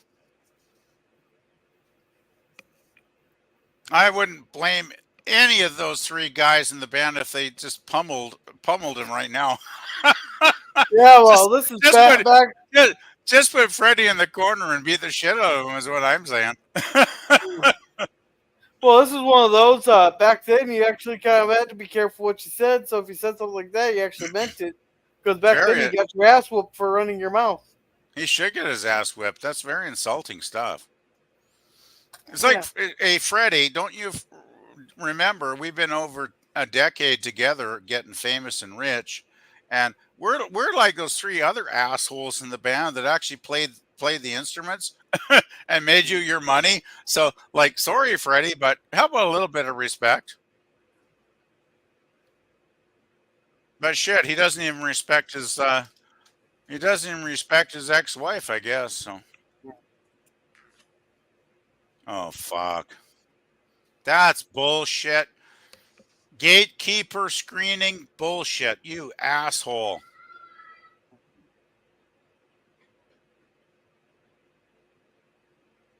Although Freddie should be calling her once in a while, I would think. Yeah. It is shit. Okay, if I have to listen to this, I'll rip my ears off. This is horrible.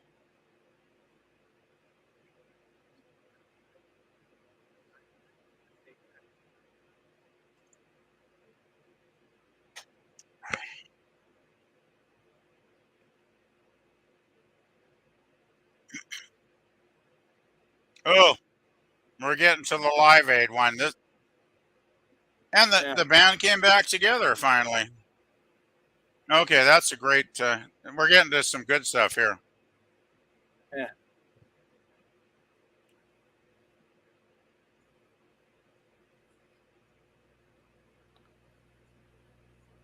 Was it? What's that in? I didn't quite see what was in the handkerchief. Blood. Oh, was there?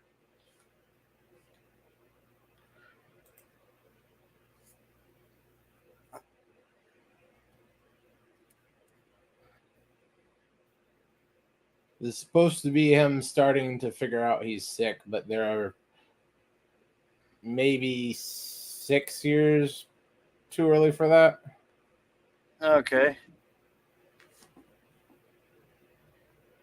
What was 'Cause I Live believe Aid? this is still 84. I think late 84, early 85.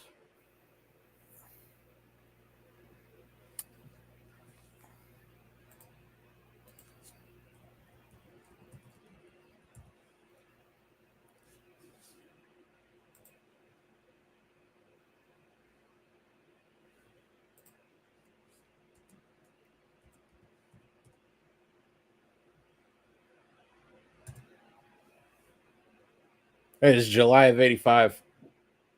Okay.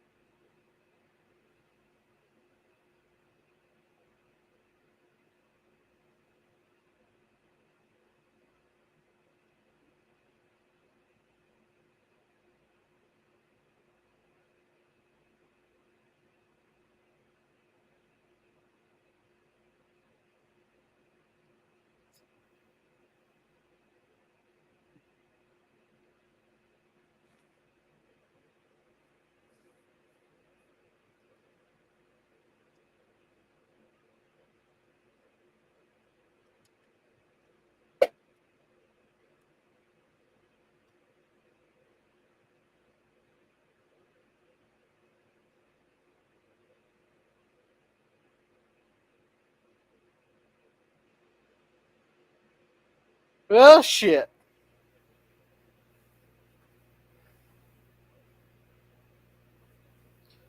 Are you starting to recognize this here, PvP? Oh, hey there, Pickles. How's it going? Hey, LDG. Uh, we're we're an hour and 31 minutes in of a 2 hour and 14 minutes movie.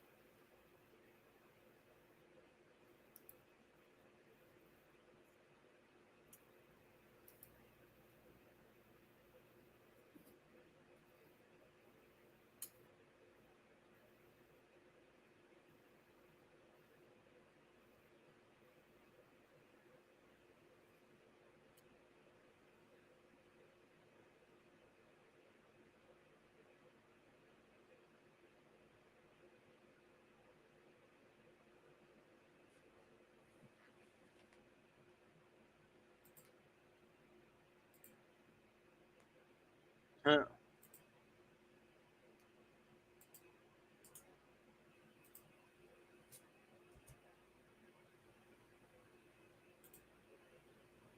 uh,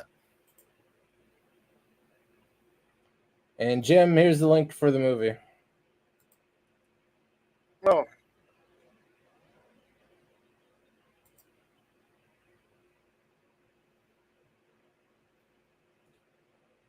oh, then if anybody wants to hop up here,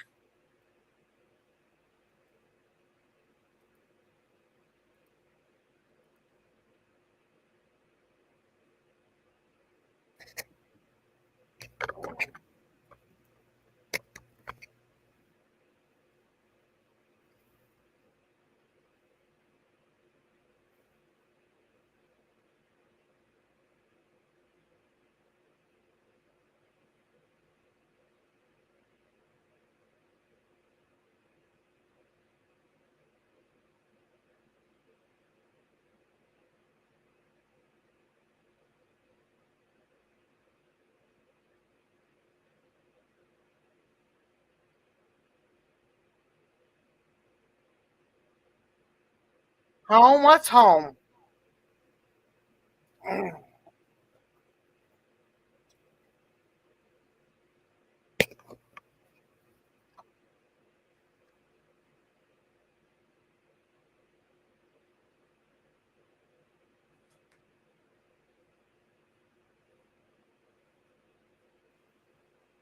I'll be right back.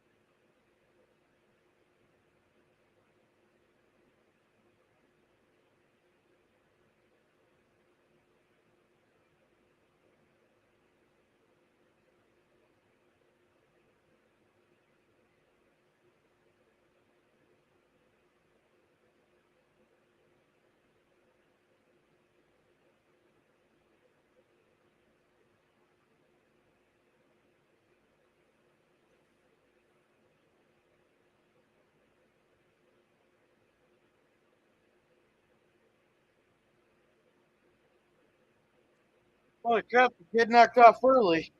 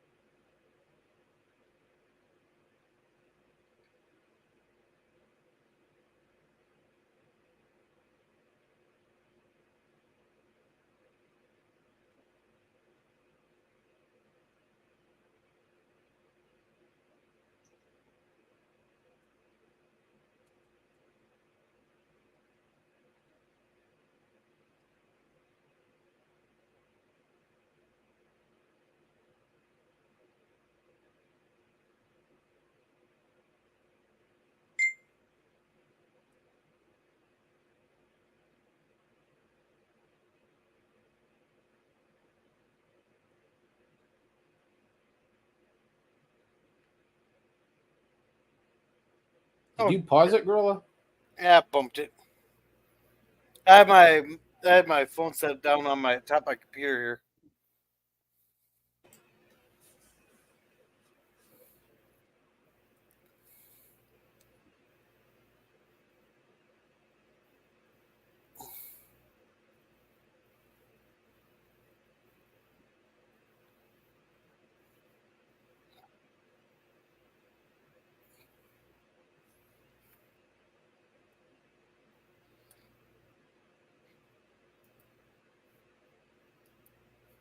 Yeah, it would be too.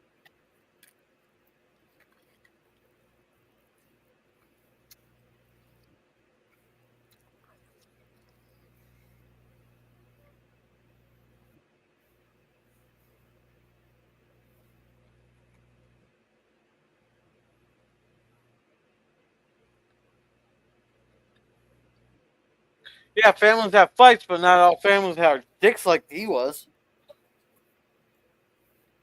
Actually, most do.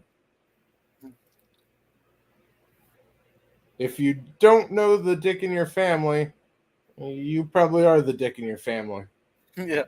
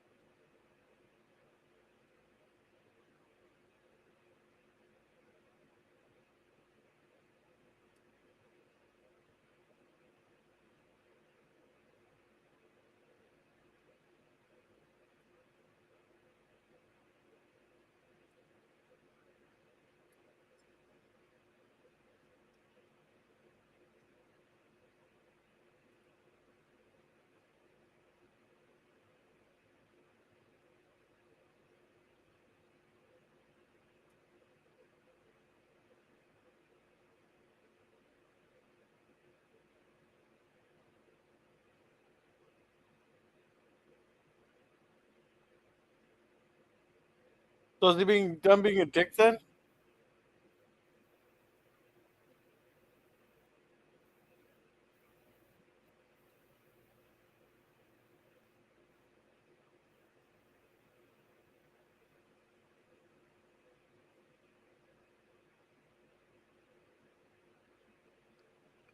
That one, they hired a really lot older actor. He's not aging good.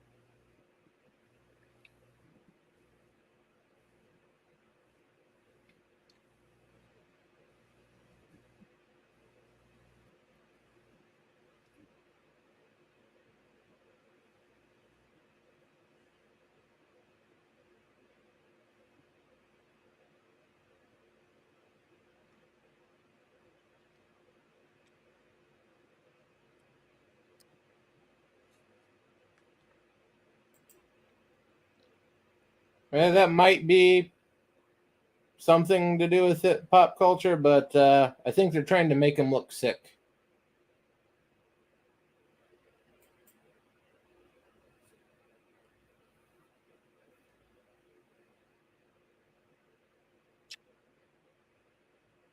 Myers played the producer telling him that the song was too long. I was talking about the guy that's a curly black hair, brown hair there.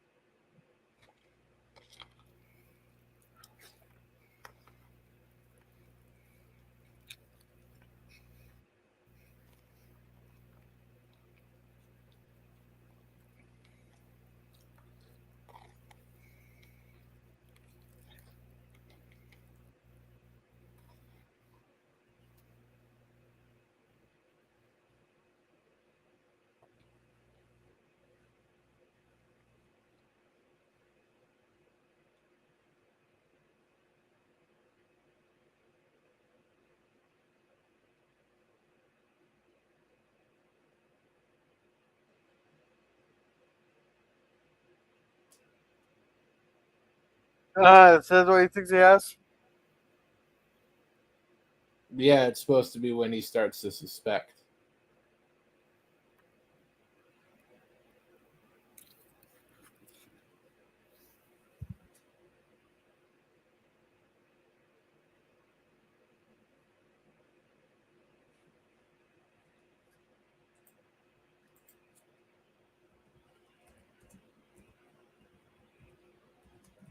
See, Jim says, "Hail the pop culture." Pop culture says Myers shouldn't be in the movie. He sucked. You know, that's who they got there. And Pop said, "Hail to Jim's landscaping." Is this another Queen song? Yeah. This is a Freddie Mercury biopic. They're all going to be Queen songs for the most part. Okay.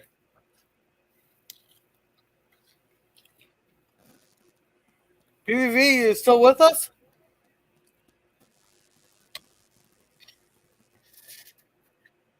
I think PvP might have nodded off.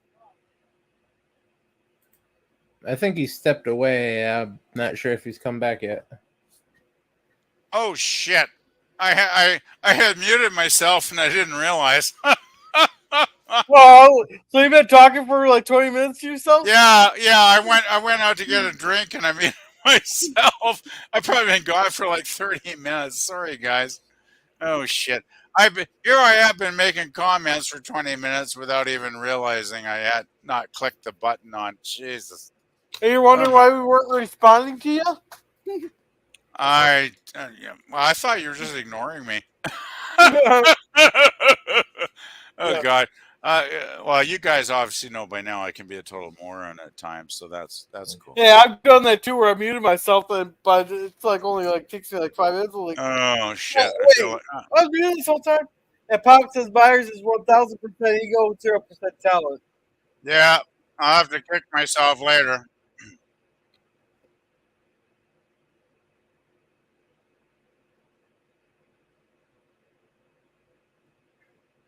Oh, that's a good song.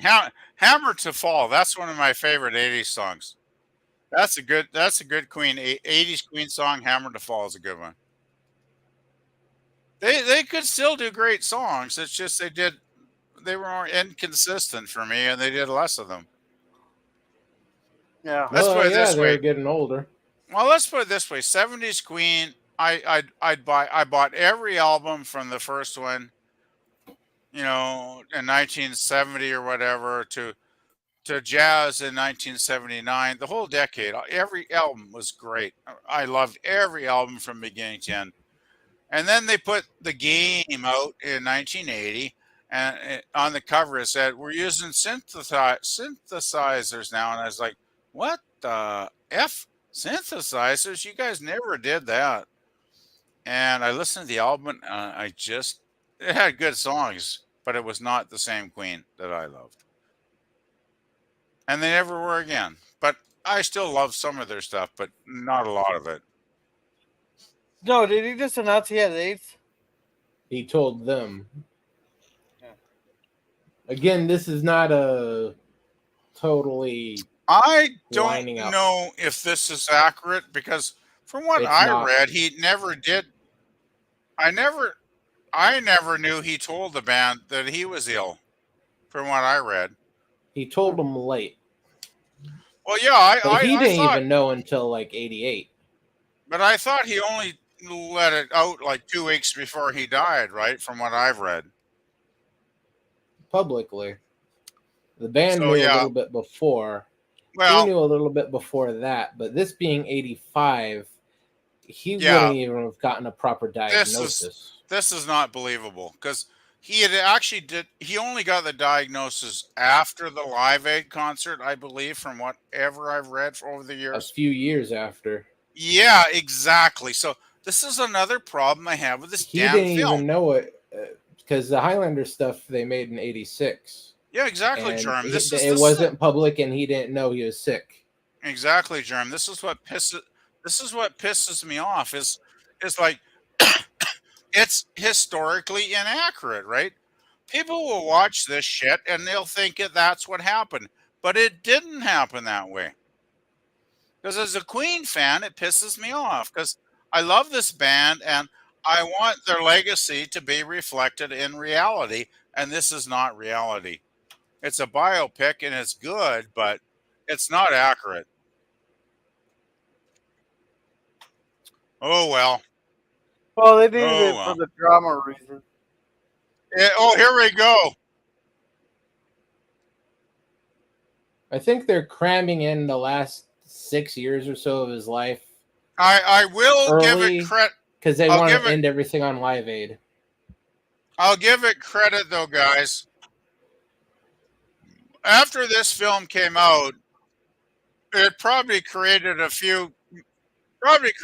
another million Queen fans around the world that had never heard this great music because it was a popular film, and Most of I them. do think there's a lot of young fans created by this film. Bob I'm pretty sure they Geldof. would have known. They would have. They know a lot of people know about Queen, but they don't know the song they're listening to is Queen. Bob Geldof was a very passionate man trying to get that concert going. I remember Geldof was kicking ass to get Live Aid produced. Yeah, it's a shame that it didn't go as well as they planned.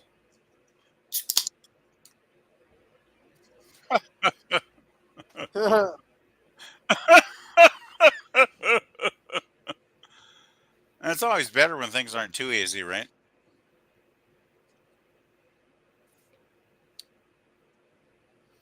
It still blows my mind though to think Bob Geldof actually wrote for one of our underground newspapers in Vancouver, a 4 hour drive from here for like 4 years and before he moved back to England and formed the Boomtown Rats. Like that seriously blows my freaking mind. Very cool. Very cool though.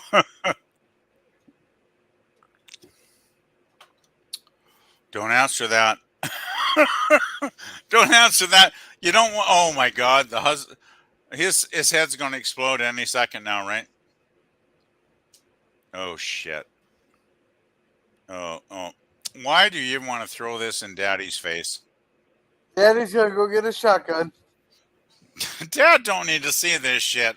Honestly, Freddie, you're being a bit of a prick here. You're being a prick, Freddie. Come on. You don't need to throw your homosexuality in Daddy's face.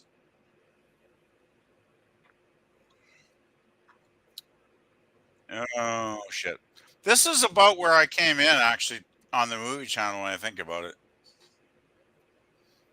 which is probably why I'm not impressed, because this isn't like the best scene in the movie.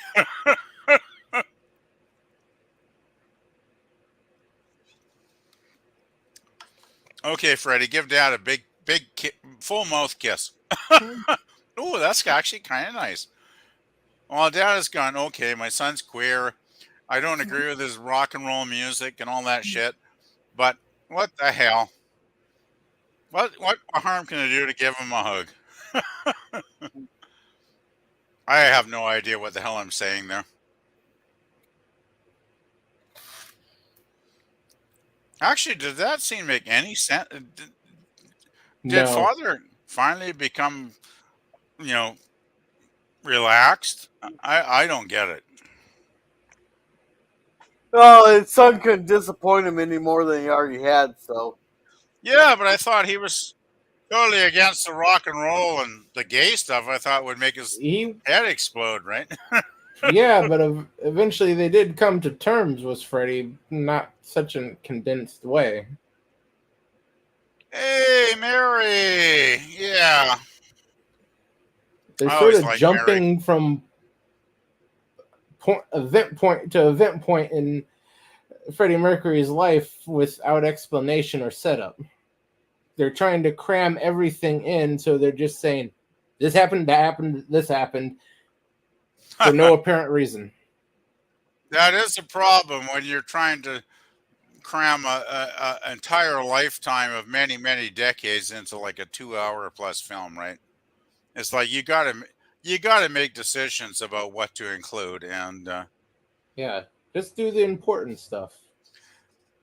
well, I think let's do the keystone stuff, right? The key moments.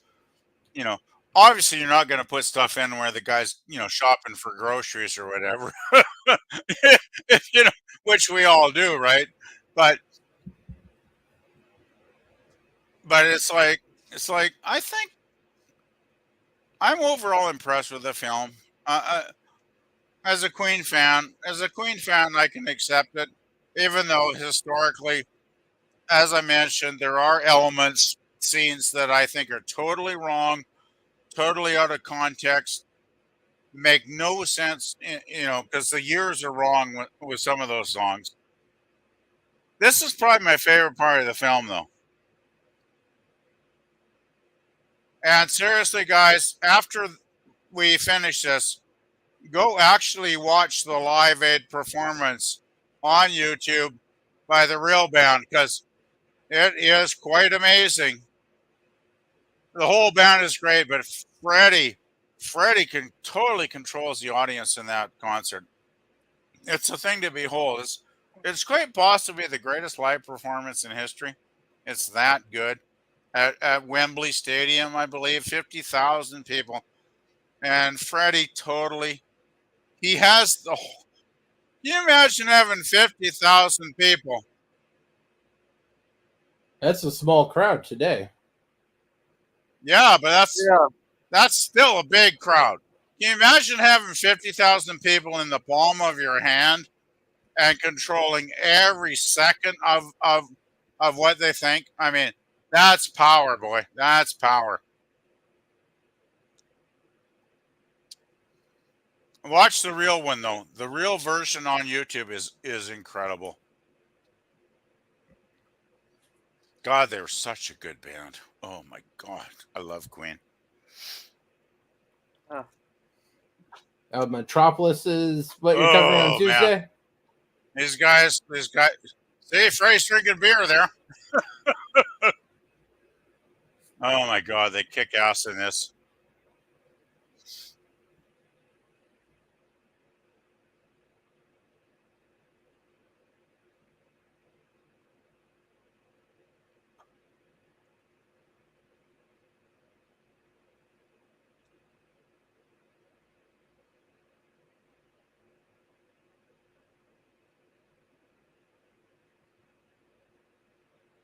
So is this their last concert? Oh no, I think they did a few more years after this before Freddie died.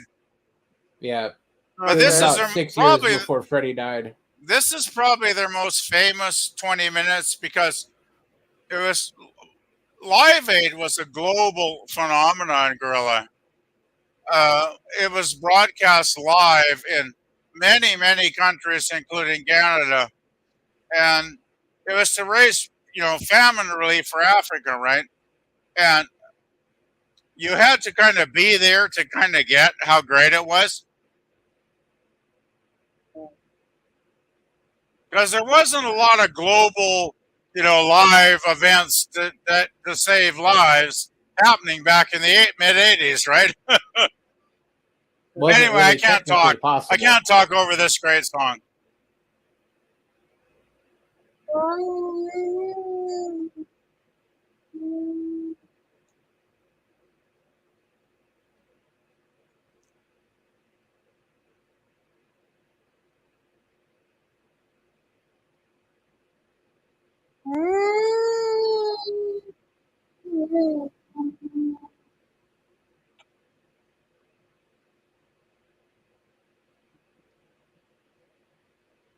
Oh, pop-ups remind us, don't forget to watch Metropolis.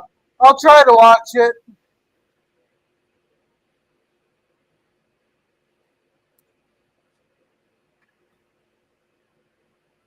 Oh, here we go into a great '80s tune. Actually, this is a good one. This is actually one of my favorite '80s Queen songs. This one's called Radio Gaga, guys, and it's good. Radio Gaga. This is a good one. Teenage Nights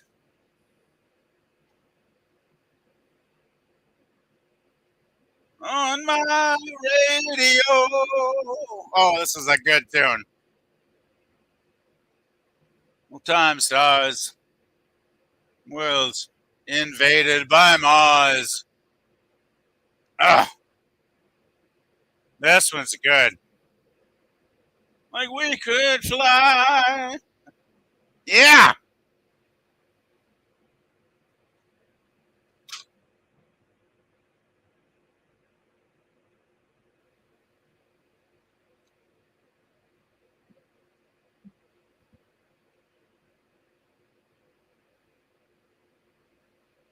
You had your power,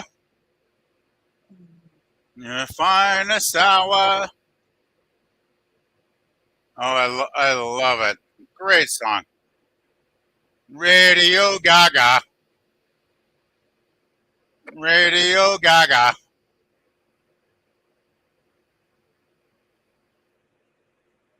Oh, you got it. You damn piece of Oh, shit. great. Right in the middle of a great song. Yeah.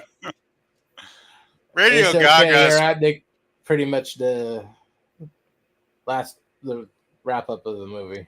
It overloaded on greatness. We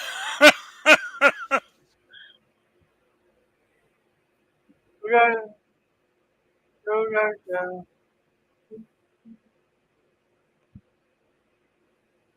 Oh, you fucking piece Jeez, of shit. Cosby's not being kind tonight. No, it's not Cosby. It is It's my not side. Cosby. Oh, is it? No. This is all Gorilla's fault. Uh-oh. Blame it on the gorilla. Yeah. And yeah, Pop says, don't forget to watch Metropolis. Actually, Pop put a link in his community page for Metropolis, and I started watching it. Haven't finished, but yeah. And please do watch it, guys, because Metropolis is pretty awesome. I've seen it. Oh. It was in high school, but I've seen it. Yeah.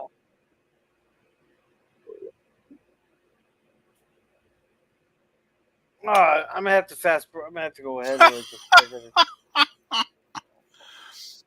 I gotta say, Germ. No shit.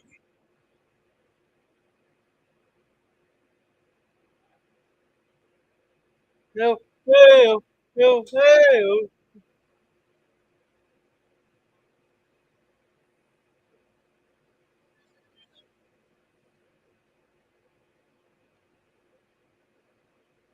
That's exactly.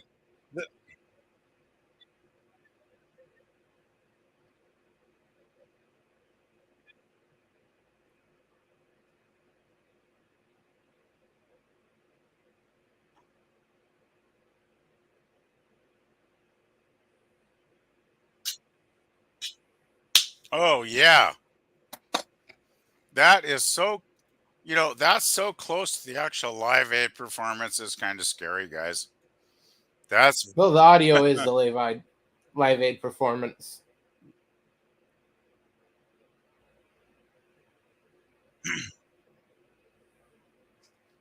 There we go.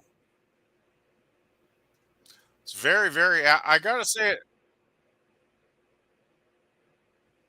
it's a very accurate representation of the actual Live Aid. Yeah.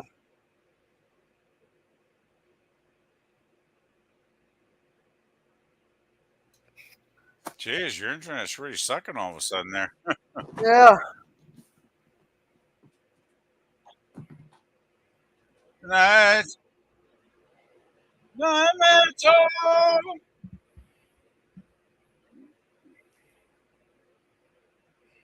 crystal, for the hammer to fall. I love that line.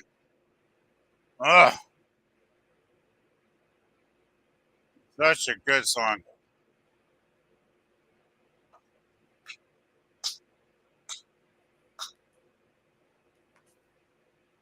Game, hammer to fall.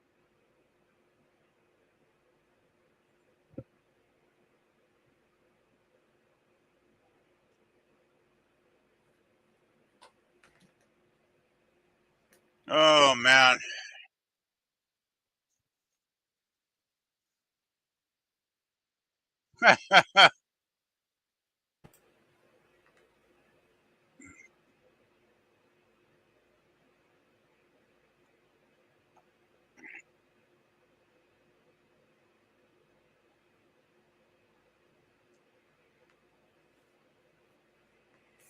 Oh, this is so good. Uh, Ah fuck. man, seriously, watch the actual Live Aid Queen 20 minutes on YouTube because it's on here probably in a few versions, probably in high quality, and it is real. It's really good. Oh,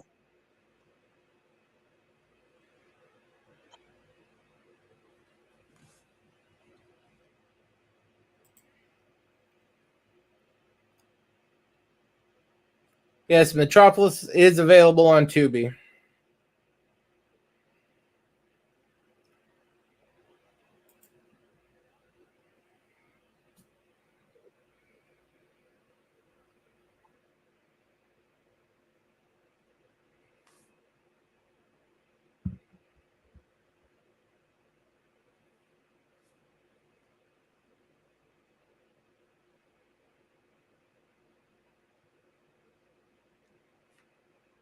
Yeah.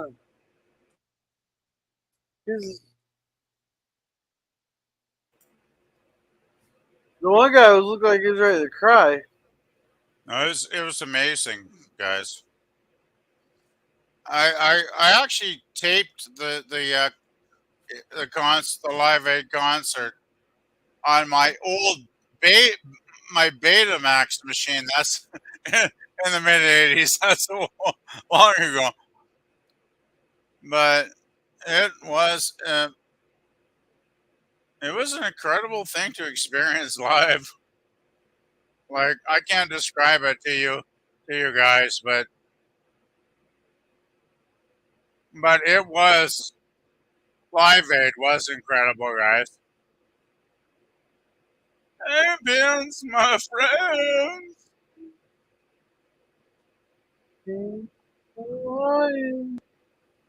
Oh my god.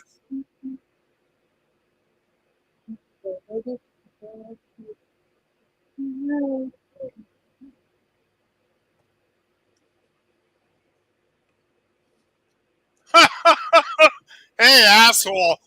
Yeah. He wants himself queen though. Yeah, it's like, hey asshole, who won this one? Hey, I'll consider this the best movie ever if they show a scene of that guy just putting a pistol in his mouth there because he lost himself queen. I gotta agree with you there, Gorilla. It would be Yeah, best movie ever. that would get an A plus for me.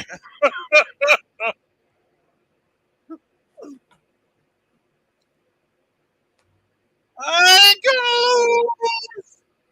Oh, what a great song! Oh, what a great band! Man, I love Queen. Till the end.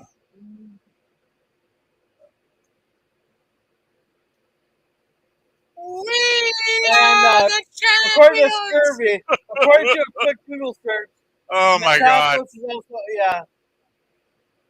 Oh, And I did confirm that it is available on damn, TV. this is so good. Okay.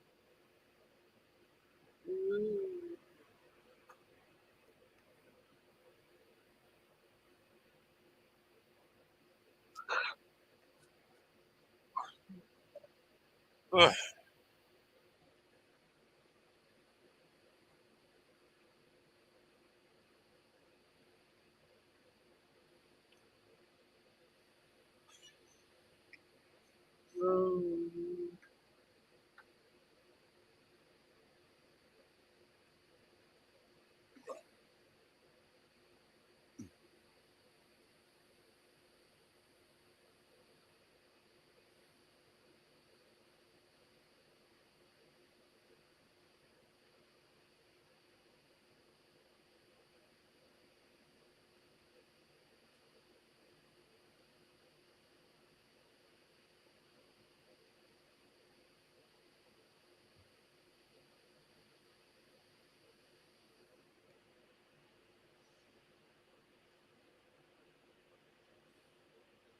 I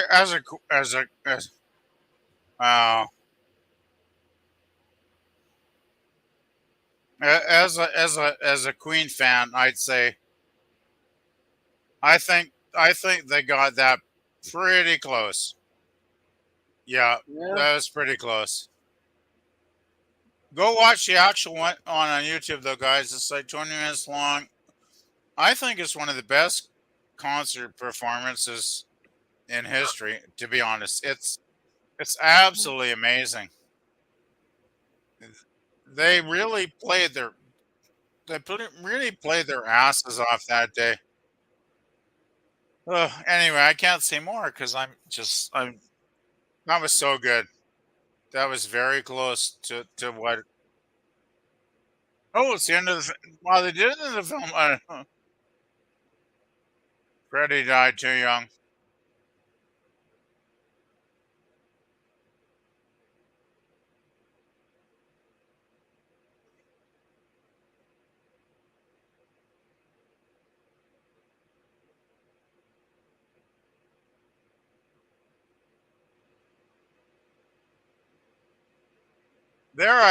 I knew it got number one eventually.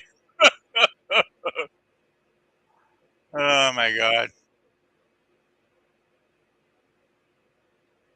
Well, at least the last blurbs were all correct. Yeah. I enjoyed that a lot. Seeing the whole film was much better than seeing like the last 30 minutes.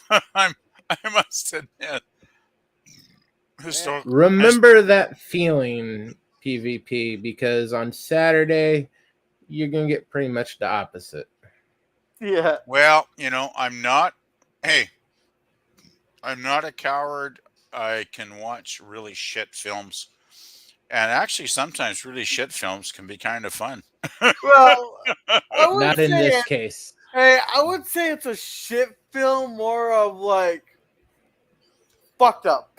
Hey, let's put it this way. I think Spock's brain is a masterpiece. So, you know, Yeah, Fuck, just saying. it is a Punk is a masterpiece masterpiece compared to this. to Compared to what you're going to be watching, Well, hey, well, if I water start torture is if preferable. I start vomiting halfway through the film, I'll just bail. So that's all good. Oh, you're gonna bail on me, huh? Have a That bucket. was good. That was good though, Gorilla. Like, thanks, man. That was a pretty decent movie tonight, and I kind of had the feeling they would end at the Live Aid concert because that probably was actually the peak of their career as far as live performances. Because It's legendary, and I really urge both you guys to go check out the actual real performance with Freddie and the I band. have seen it. It is on YouTube. I mean, there's probably two or three people that have posted it, and it's worth checking out. It's like 20 minutes. It's worth it. It's really good, and yeah, I don't need to say anything more. I guess really. Hey, I guess we got Lost in Space tomorrow night. Yeah. Bob's doing part one of The Keeper, right? Yeah. That's And pretty good. That's a good one. Scurry's going, brain, what is brain? Lemon, he knows his trek. Well, you were right when there were, you said 2 or 300. 2 or 300 what? Versions of Queen's set for Live Aid on YouTube. There's probably a few. Yeah. Yeah. I haven't watched it in a long time. It goes on and on and on. I just searched for the highest quality one, whatever. It should be around 20 minutes, so I don't think their set was much longer than that. Anyway, Yeah, 20 between 21 and 24 minutes is what I'm seeing. Yeah, that sounds about right, because they didn't do that many songs, but they did them very well, which is why it's worth watching. Because man, bands back then, I'm always impressed by bands in the 70s that could write very complex songs, and yet somehow they figured out how to actually play them in a live setting, which is I find very impressive personally. Yeah, you don't get that nowadays. It seems like everything has. Nowadays it's all background, tape stuff, right? There's a channel, I can't remember what it is right off the top of my head, but he specializes. He goes 6 country songs in one, and they plays it. It seems like it's one coherent song, but 6 different songs. They all sound the exact freaking same. They have the pop music syndrome. That's my literally problem. If you can literally play every one of Backstreet Boys or NSYNC songs overlapping, if you just watch the audio levels of it, they all look very similar. Yeah. Because it was written by an algorithm. Yeah. Well, then this guy's done it for multiple different people. He has quite a big channel there, but it's like he'll take 6 songs, and then he'll mix them all together there, and they'll all sound like it's one song, but it's all the same, exact same tune and shit. Because a lot of these songs have like the same 4 chords or something like that. Someone explained it to me. That's same chord, same tempo, same length too, for the most part. That's the problem with a lot of stuff in the last 10, 20 years. It's all like like a loop, right? It's like tape loop stuff. Well, there's no actual musicianship.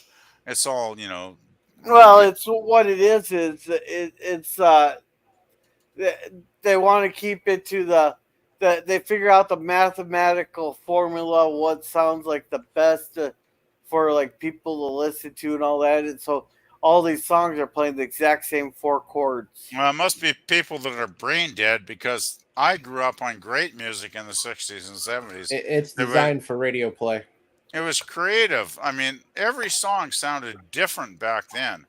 Now I listen to this shit and it's like this song sounds like the next song and the last song and the song before that one and the song, it's crap. I don't get it. It's like tape loop, not even real musicians. It's just, over and over and over and over again. And they get those god awful auto-tune lyrics. I don't care who's, they're not even singing to me. Singing, implies talent and work and effort. And these people didn't do any of that, because they probably couldn't sing their way out of a Coke bottle. And it's just like, oh my God, this shit. This is shit. Okay, my Yeah. tirade's over. But radio stations eat it all up, and that's literally the only way a studio makes money. And that's why I have not listened to radio in 10 years. Because the way they make money So, is the asshole, radio play. there's some The assholes actually listening to this. albums, yeah, the There's albums some themselves assholes pay that for are everything. so there's assholes actually listening to this shit making money for them. That's sad. Yeah. Very sad. Well, Sorry. that's the radio business. I just like to have quality art in my art, not shit art, but oh well. What can I say? That's just my opinion. Quality doesn't earn cash. I don't give a fuck. I'm a fan of quality and I don't give a fuck about the rest of it. Well, you can do that now, but if everyone did something like Bohemian Rhapsody, none of it would get airtime on the radio. But if you have services like YouTube Music, Spotify, that you can pick and choose and listen to what you want and pay for what you want. Back then, not an option. Well, back then you could buy a vinyl record for like $5. Yeah, but as I said, the record so- isn't going to make anyone any money. You can sell 1 million of Oh, them. they were making a lot You're of money covering back then. costs. You're covering costs with the record sales. Bands The were making tours a lot of and money radio back then. play make money. You can Yeah. sell 1 million records. You can have double platinum. You're basically breaking even on the vinyl. Touring and radio play is what actually kept them in business. Well, touring has always been important, yeah. That's how Rush made themselves, right? Because they toured so much around Yeah. the world and built up a huge fan base. And they did get their gold and platinum albums, but you know, they sold out a lot of concerts over like 50 years. So Yeah. And that's how on Rush the are back great. end, I love that's Rush. how the record companies and everybody made their money. I still love that the record company was going to drop Rush after 3 albums. And they said, okay, guys, you need to do 3-minute songs, radio friendly shit, or you're gonna be gone. And Yeah. and I Rush went, understand why they did that. but Rush if went, fuck it you, doesn't- we're gonna do a 21-minute epic sci-fi song called 2112, which is probably one of their greatest songs, actually. And us fans, we bought the record and loved it, of course. And it Yeah. saved Rush's It career. got 'cause- 0 radio play. Yeah, most but part. it didn't matter because it got huge sales. Like, at least in Canada, it was a popular record, and I don't know how many thousands of people bought it, but a lot of people here did. And that's what saved them. That's what kept them going. And basically, the record company, after that, they basically left them alone because they kept putting out albums on the same label and with no problem. So something worked, you know. They threw a little red meat out for the record labels too. They weren't putting all these huge opus. Well, they put a few short operatic songs on stuff. side too, but you know, Yeah, they had to learn to throw the red meat to the I don't publisher think so they can make some money on their end too. I don't think any of the side 2 short songs ever made a single. So it's just Doesn't like Rush said. matter. All they needed was fodder for radio play.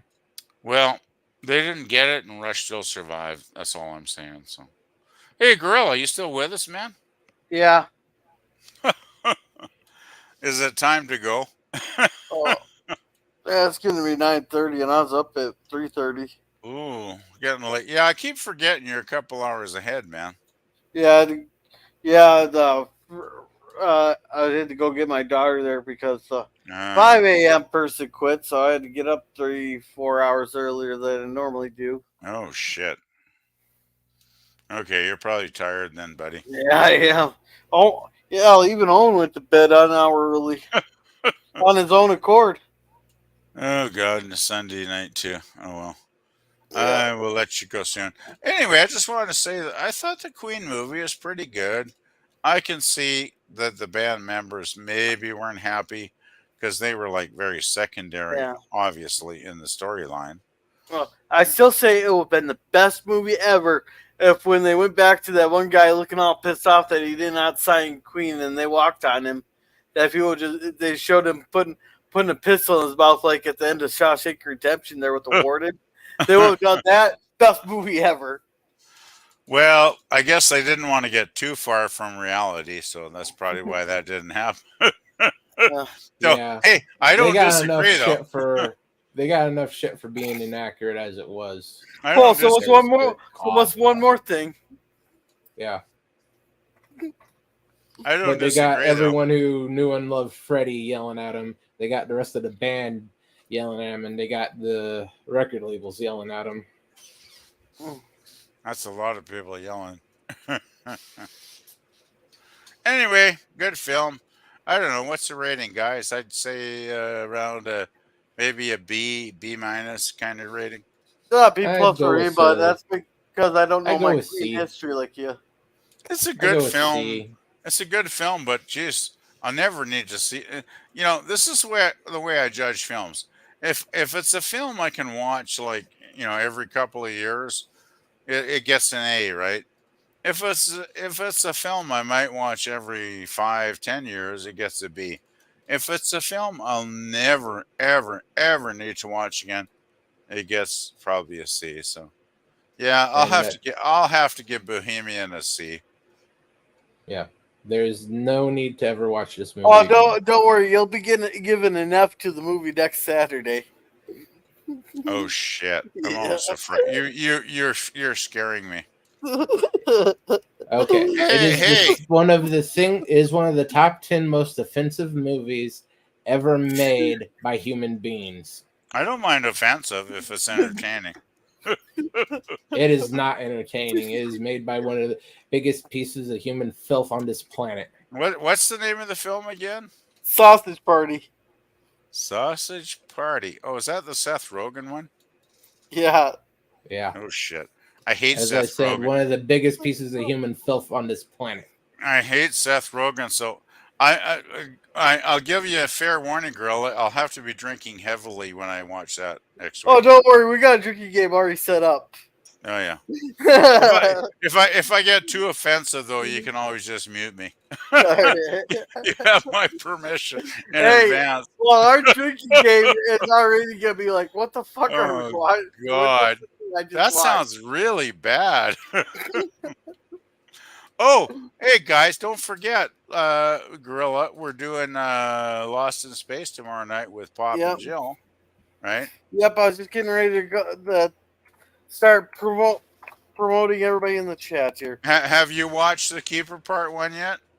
No, not yet. I'm gonna watch it tomorrow night. Oh, you gotta watch it because he has to watch it day of, or else he forgets. It's really good. It's a really good. I watched it like a week ago, and it's a really good episode. I gotta watch it day of, or else I'm gonna be like, wait, what the hell's going on in this? And hey, I think it's Lost. I think it's Lost in Space is only 2-parter as well, which is kind of cool. Okay. Because there's part 1 and then there's part 2, but I haven't watched that yet. But oh, and don't forget. Pop's Tuesday night sci-fi stream.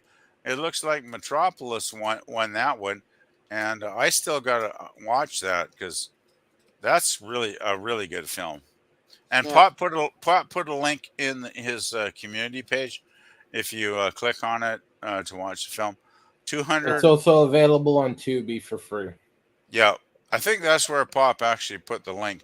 It's 148 minutes, but it's really worth a watch because it is a really, really good film. Yeah. Hey, we also have Gilligan's Island on with Sam's pop culture curator there. So. Oh shit! I forgot about that. Thank you, Pop, for coming, and make sure to check them out. Thank you, Scurvy, also known as Lemon Pie, for coming. Thank you, Jim's Landscaping LLC, #1 Commodore Productions. He does fan films and puppy videos on his channel. It's always worth a check out there. And thank you, LDG, hashtag for the net. He hasn't been streaming lately. Oh, he's been doing his AI generated lottery numbers there, but otherwise, He's been doing live streams. Oh, then I've been missing them. Yeah, they're on in mid morning. Yeah, that might be it. But if you ever need any IT help or need a place to hang out, there's always freethenet.org/underground. And thank you, Oiler Greg, for coming. Make sure to check out Oiler Greg for spoiler-free reviews. There's a few movies I gotta check out there. Maybe I'll do an Oiler recommendations there month there with the ones he's done reviews on. PvP, what do you got going on? Not a hell of a lot, actually, to be honest. Just kind of chilling out over the weekend here. I still do a little bit of working on the music stream of songs under 3 minutes, but not a lot. I just kind of just kind of relaxing, catching up on some sleep, to be honest. And so yeah, nothing too exciting, Gorilla, actually. All right, Jer, what do you got going on? Well, I should have another cartoon intro up, short or two. If I can force myself to watch the rest of this damn movie, I'll have a review for the Teenage Mutant Ninja Turtles Mutant Mayhem, but that's not looking pretty good. I am a little more than a third of the way through, and well, it's just the same. People have been concerned with the level of cursing. All right, as for me, we'll have Justified on Wednesday. Walt's review next Friday. Next Saturday, we should be back to Babylon 5. Last night, I decided I invited my aunt over for supper. That's why we didn't have it. So I made a duck last night. Made a short of it too. But next Sunday, I believe on the list is Harper's Valley PTA. Mama get stuck into Harper's Valley PTA. So and I got a bunch of shorts. I'm gonna try to get a bunch more shorts up, but I've been kind of busy this week, so I didn't get too many up. So with that, I'm gonna end it. You guys have a good night. Remember to be a girl.